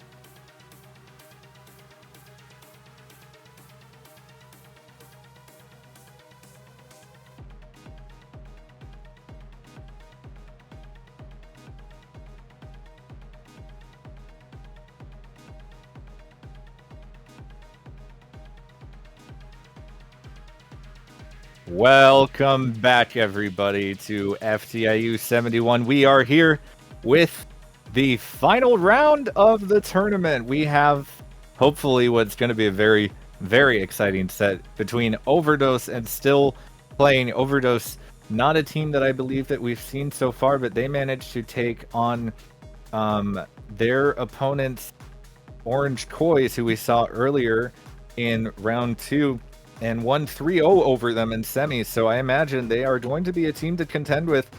That said, Still Playing has shown us their chops and their coordination so far, and it's been really, really fun to watch. As we get into ramen zones, we're going to see how these teams play out here. This is best of 5. First to 3 wins the whole tournament and gets the gold, the glory, the bragging rights, the ban, all that stuff. We're seeing H3D coming out, and Anarchy Nova.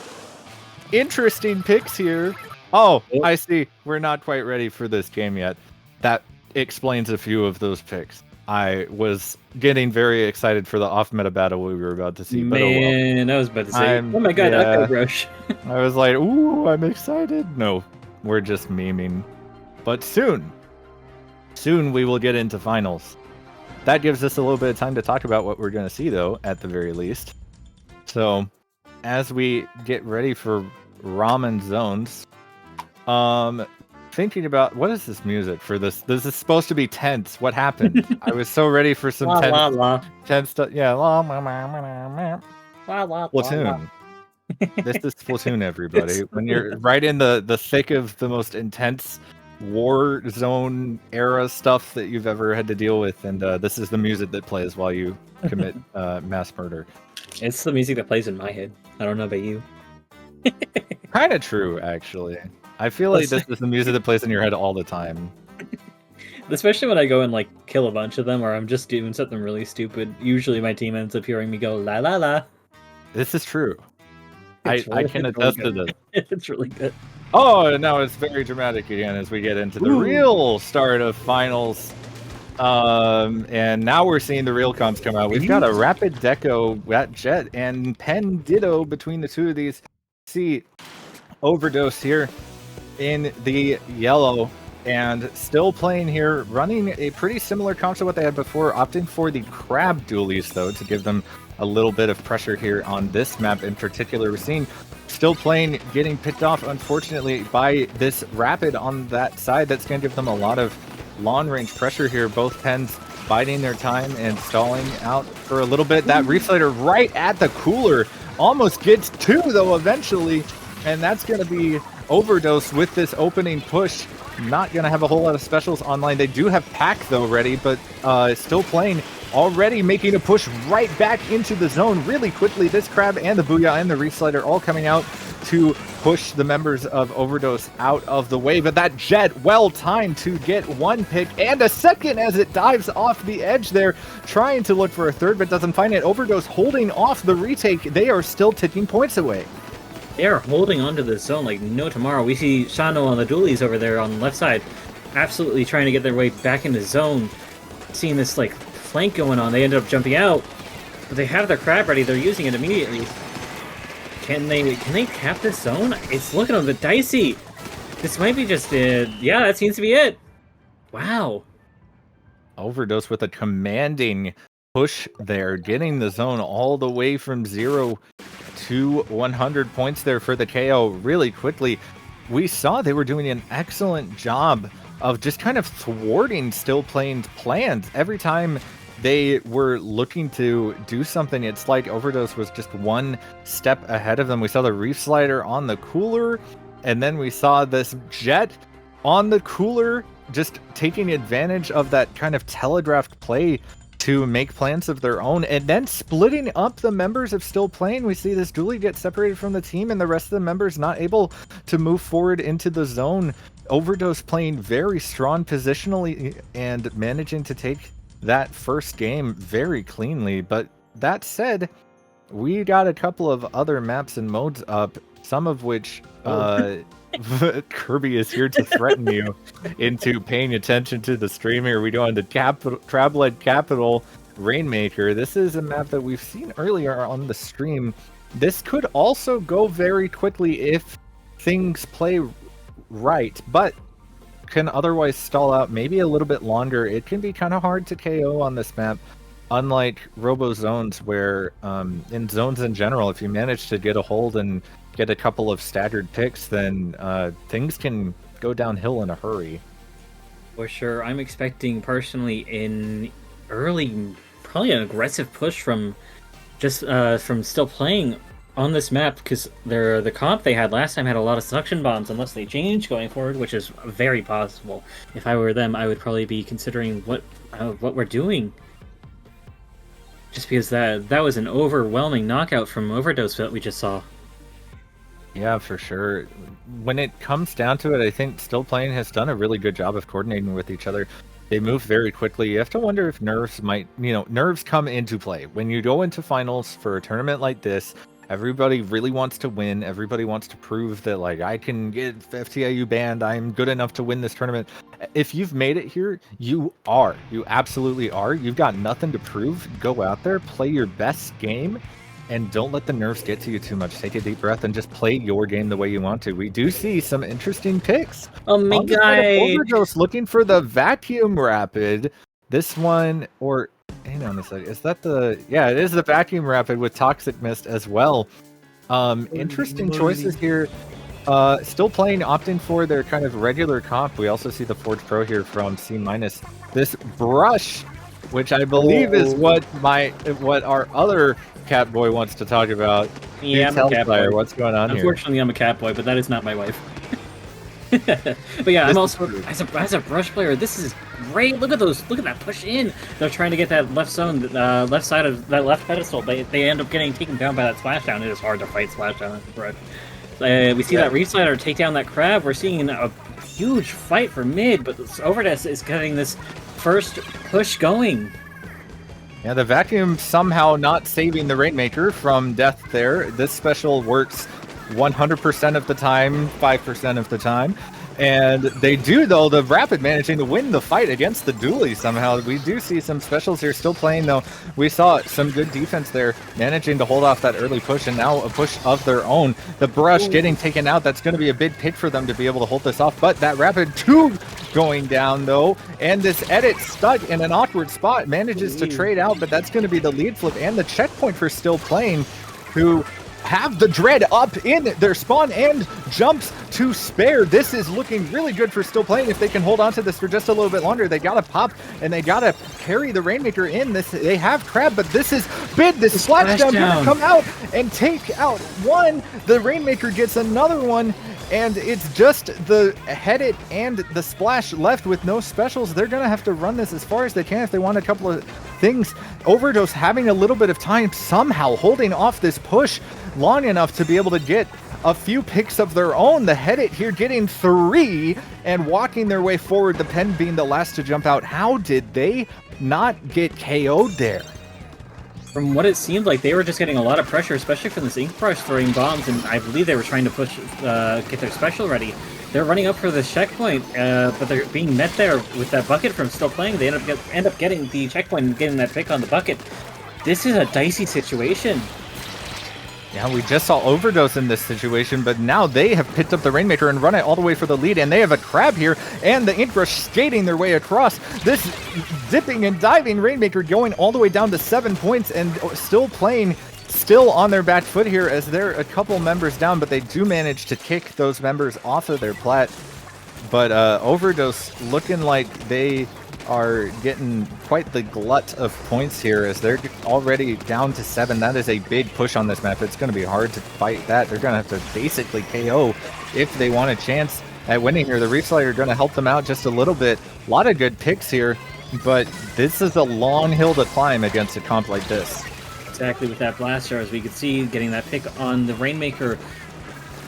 So, small fight from mid, but it seems like Still Playing is giving the space necessary for Overdose to push back in, letting that Brush get the Killer Whale out, which is huge, and probably going to get a few picks down if I'm correct about that. I am incorrect about that, but that was still a really good whale coming from the Ink Brush. We're seeing Voodoo Bomb coming up from Still Playing. It seems like they're trying to get picks in to pop that Rainmaker, but it's being strongly contested by the Ink Brush. Wow, that Rapid just dipping their way out of there, holding on to their vacuum, and some more picks coming out. Still playing here, gonna have a really tough time breaking into a comp like this. I feel like Overdose has all the tools necessary to stall this as long as they want, and all they have to do is not get KO'd.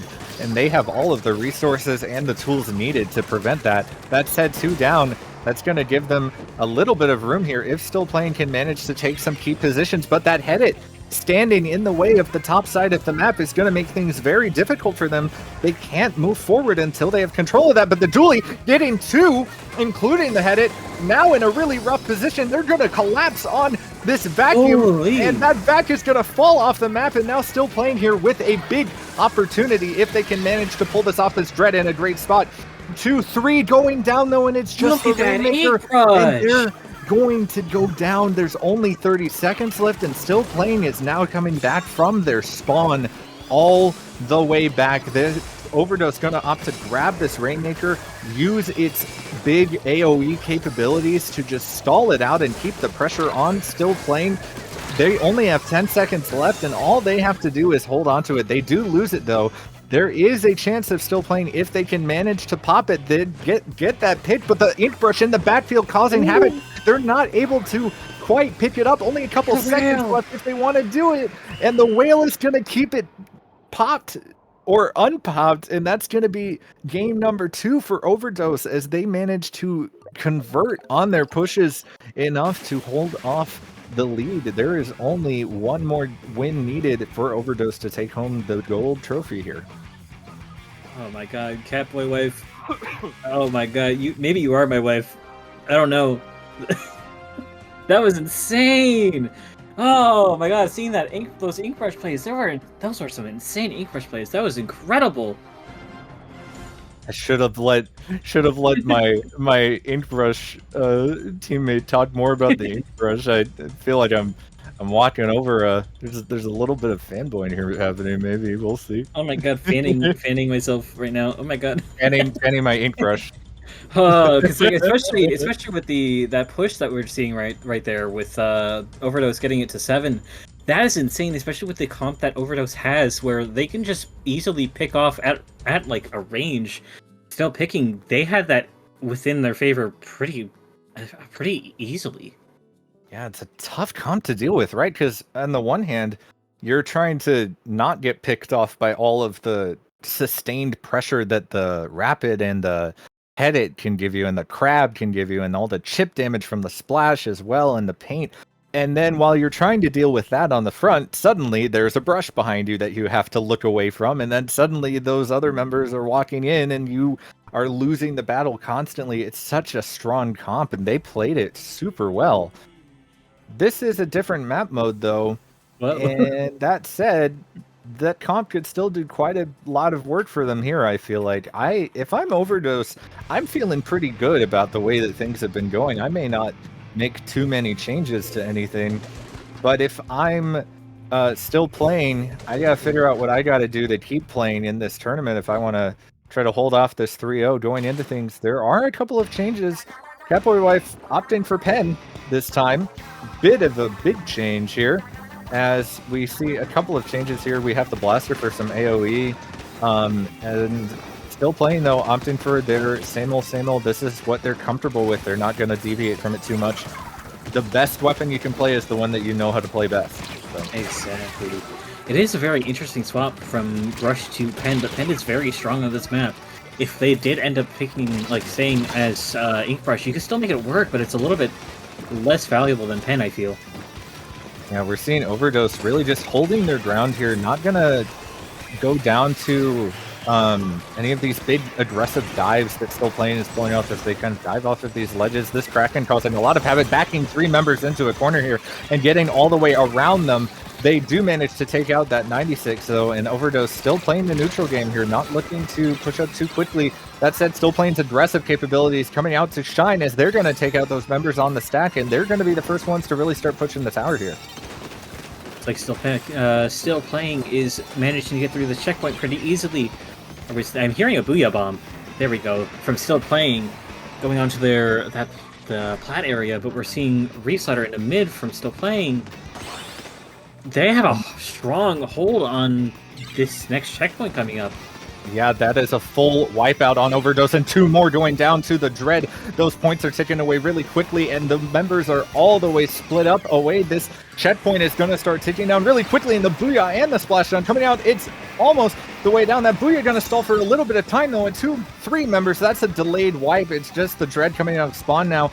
Overdose managing to hold off that KO just barely, but they have a long way to go. But now they have a chance. Now that Still Playing has vacated mid, Overdose immediately taking their stat, taking those key positions, and keeping Still Playing out of mid. They're going to have to fight their way back in if they want a chance to keep their lead. We saw their Catboy wife was playing for special. We're seeing another special coming out on Overdose. You need to have a strong hold, potentially get someone behind Still Playing just to distract Still Playing. But we're seeing a strong hold clearing that first checkpoint. Hopefully, they're hoping to go over to the second checkpoint. But we see the dualies coming out, trying to pressure the tower, which Catboy Wave has to end up backing off of. We see someone on their left stack, though, taking some pressure onto Still Playing. Still Playing is losing some members over here.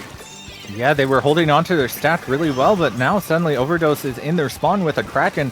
It's going to be difficult, but the tower's reset all the way back to mid, and there's still people fighting, Still Playing, wasting the time of Overdose. Even though they spent those resources, they haven't been able to move the tower, and now it's moving the other way.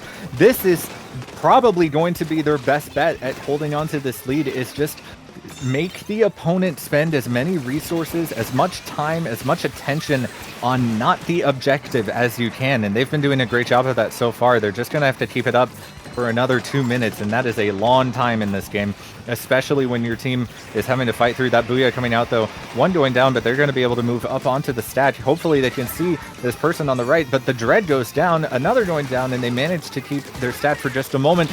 Big pick, maybe 2. That's a great trade for them to be able to hold that off, and Still Playing, still in it for now.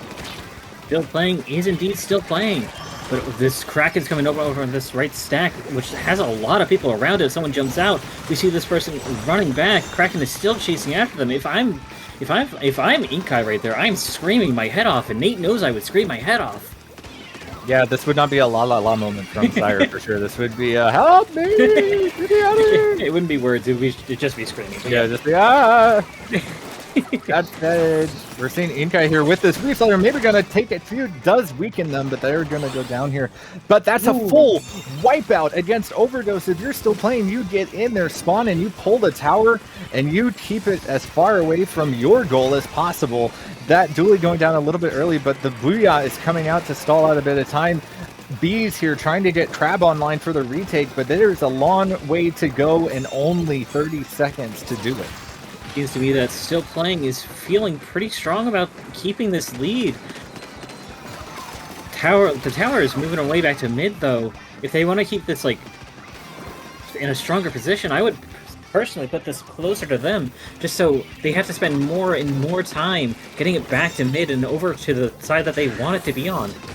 That said, it's only 10 seconds left, and Still Playing has still kept them staggered. They still have strong control of mid and their stat. Still Playing also has a lot of special ready online. We see the splash go down a little bit early, only 2 seconds left, and Overdose not even going to be able to step close to the tower, and that's going to be Still Playing holding on for the set and giving us a little bit of a show here. This set is 2-1. We're going to game 4. Seems like Still Playing said, we still want to keep playing. And keep playing, they will for just a little bit longer. You know, I'm looking at the choices and the comp that went here. I feel like Still Playing was finally kind of in their element on the comp that really matched the map mode they wanted, and Overdose kind of playing a slightly different game. They didn't have quite as much AoE as Still Playing, and Still playing weapons that they know how to play super well. It seemed like they were in their element here. They played some really strong positions and some really good fights. If I'm Still Playing, I'm just trying to think about how I can keep myself in that mindset of, I'm going to play my game, I'm going to play where I'm strongest, I'm going to play where I'm comfortable, I'm not going to let it get to my head, I'm going to feel good about it, and I'm going to keep going, and I'm not going to let that kind of overwhelming pressure get to me, and just kind of keep my head down and keep it going. And they did a really good job of that in that last set. We're certain. We're going on to Barnacle and Dime clans. Me personally, I'm thinking if I'm Overdose right now, I want to swap back to a Brush. But that might be my bias, because I like Brush. It is a bit of a bias for sure. I see the vision though. There's definitely, especially for a mode like clams, right? Just it may not be the most optimal play all the time to have a brush go in and cheese clams, but boy, What can do you it be a mean? nice panic button. It is a great panic button. If you are looking to just kill the momentum of the other team, you just send a brush over there, jump the pity, and they are forced to back up all the way into basket if you play your cards right and deal with you scoring. So we'll see what kind of strategy we see from Overdose. I imagine still playing, gonna still play their comp, and Overdose here probably going to make a couple of changes. We see the Jet coming out. I think this is their game 1 comp, if I'm not mistaken. And yep, still playing, going to opt for what they've been doing. It's been working for them well enough. Going into Clan Blitz here, we saw Overdose play really well on zones. And in my mind, Clan Blitz is just zones, but you have to cash in all your points instead of just getting them steadily. So we'll see if they're able to kind of play this. Members of Overdose getting cooler. We saw that call out come up before, and they all grouped up over on that side to be able to pick it up. Still playing though, a little bit more spread out. They all have juice, but they're in pretty good positions. The sword going down, and this Reef Slider going to get rid of this crab along with the Booyah, but they somehow managed to survive that and take out those members. Overdose now in a 2v2 with Still Playing, but Still Playing has control of mid, might be able to move up onto their plat if they can move a bit. Clam economy is looking good on both sides, but there's a little bit of a scrum here on this top left side. Looking at these players, there is so much fighting going on and not a lot of deaths. Finally, the pen goes down. The dually going to dive in, but they don't see the sword behind them, going for the flank. Going to try to find one, but doesn't find the pen, and the dually is there in that battle, manages to win it, and now Still Playing clear to go forward with their push, but they need a power clam if they want to keep scoring. What I'm seeing over here too on both teams is that with pod locking, like I mentioned earlier on museum clams, but we're seeing a push in from Still Playing. Looks like they're Forge Pro. Oh boy, it's actually just we're seeing a lot of gathering clams too, which is great. Usually when it comes to clam blitz, you end up having someone run back to get some clams, but they actually have the clams on them right now. Yeah, I was getting a little worried for Overdose there as the Dread and the Julie had both made their way up into their spawn, but they managed to get the picks they needed, and they have moved up so quickly onto the plat of Still Playing with the clams and the specials to spare. They get one pick. That's probably going to be the go button for them. 2 picks, definitely go time. Here come the specials, and that's going to be a full wipe for Overdose, and they have a lot of clans left to go. This Julie doing their best, but can't quite win against all 4 members of Overdose. That's a little too much orange ink for one squid, and they're going to jump out to spawn and try to get that pity, and Overdose doing a pretty good job of holding some pressure, but they're getting locked out of the basket really quick here. Still Playing did a great job. I don't know if they spent many resources there, but 2 go down. They're going to have to wait just a bit longer. Another going down, and it's just the Pro left with the Booyah. They're going to have to back up and give a bit more space, and Overdose already with a bunch of clams online. Seems like Overdose is making sure that Still Playing gets a full dose of their medicine today. We're seeing maybe a little too much. Maybe a lot. maybe a harmful amount even. But yeah, we're seeing Overdose wants to push in for another push. Again, they're getting 2 clans in. Usually on clan blitz, you end up wanting to hold on to a few more clans instead of putting 2 power clans in. But Overdose is just that confident.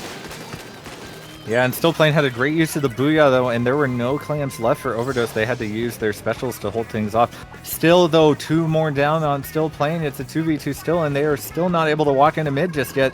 They're going to commit to this fight and get the sword. That's a great call to get rid of that sword and get onto their plat. Great plays there by Still Playing to now finally break their way back into mid after being stuck in their basket for most of this game. They've got a minute and a half left to make a big push. They've got to score about 60 points if they want to take the lead here. The dually just dashing in as Empiries do. They managed to get the pen, which is going to be big.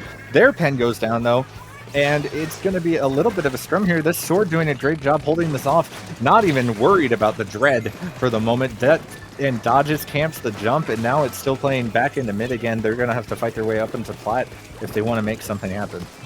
There's plenty of space for them to move up to plat, but they're just deciding not to. We see this bucket that did try and ended up getting picked off. Maybe that's why they were hesitating.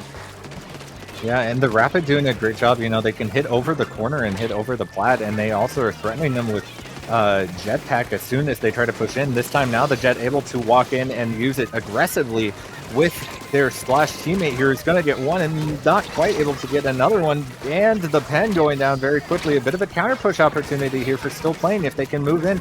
That Booyah going to a nice spot to split up the team, but do they see this shark on the plat?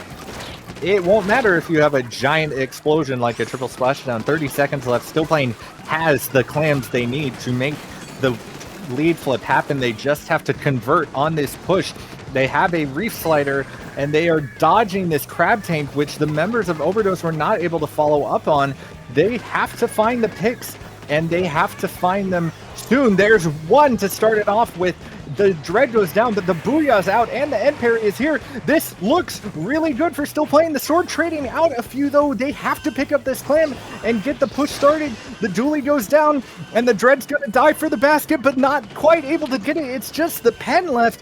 They do pick off the Sword, but it's just the Forge there. The pen is forced to dive the basket. They managed to put it in. There's only a couple of ticks left, but it's just the Dread here forced to back up and get clams. They have the jumps in here. They are still managing to put clams in the basket. They only need 2 more, but that's 3 down, and that might just be it. Barely, with only a few throws of a clam left. Overdose are your winners for this FTIU 71. Oh my goodness, that got close there. That got really close. I'm excited to see the drip picks from all these teams. I need a second. Okay. That was a lot. That was indeed. Oh man. I for a moment there, Still Playing really almost got that overtime push to happen. But that was okay. I'm taking a breath. Yeah, you take that air. Take a moment. Go drink some water. Goodness, I ran out of water. Drink your saliva. Ew. Anyway. Anyway. We were seeing that crazy overtime push from Still Playing. They were trying to. Let me rephrase. I was going to say something inappropriate. Don't do that. I won't. Anyway, we saw Still Playing getting that overtime push going, and they almost managed to do it. They were forcing it really hard, but in the end, they ended up running out of clams and not having the ability to keep that push going, but it was still a really good attempt. Yeah, just a couple of really clutch clam throws to be able to do this, but Overdose did a really good job of just kind of biding their time and managing to get the key picks they needed, camping the jumps, not, letting anything get to them, making sure they guard that basket, and it was enough. Even though it was close, it was definitely enough for them to take home the crown for this FTIU, and you will not see any more of Overdose in FTIU as they have earned their ban from this tournament. We wish them luck as they continue on upwards and onwards.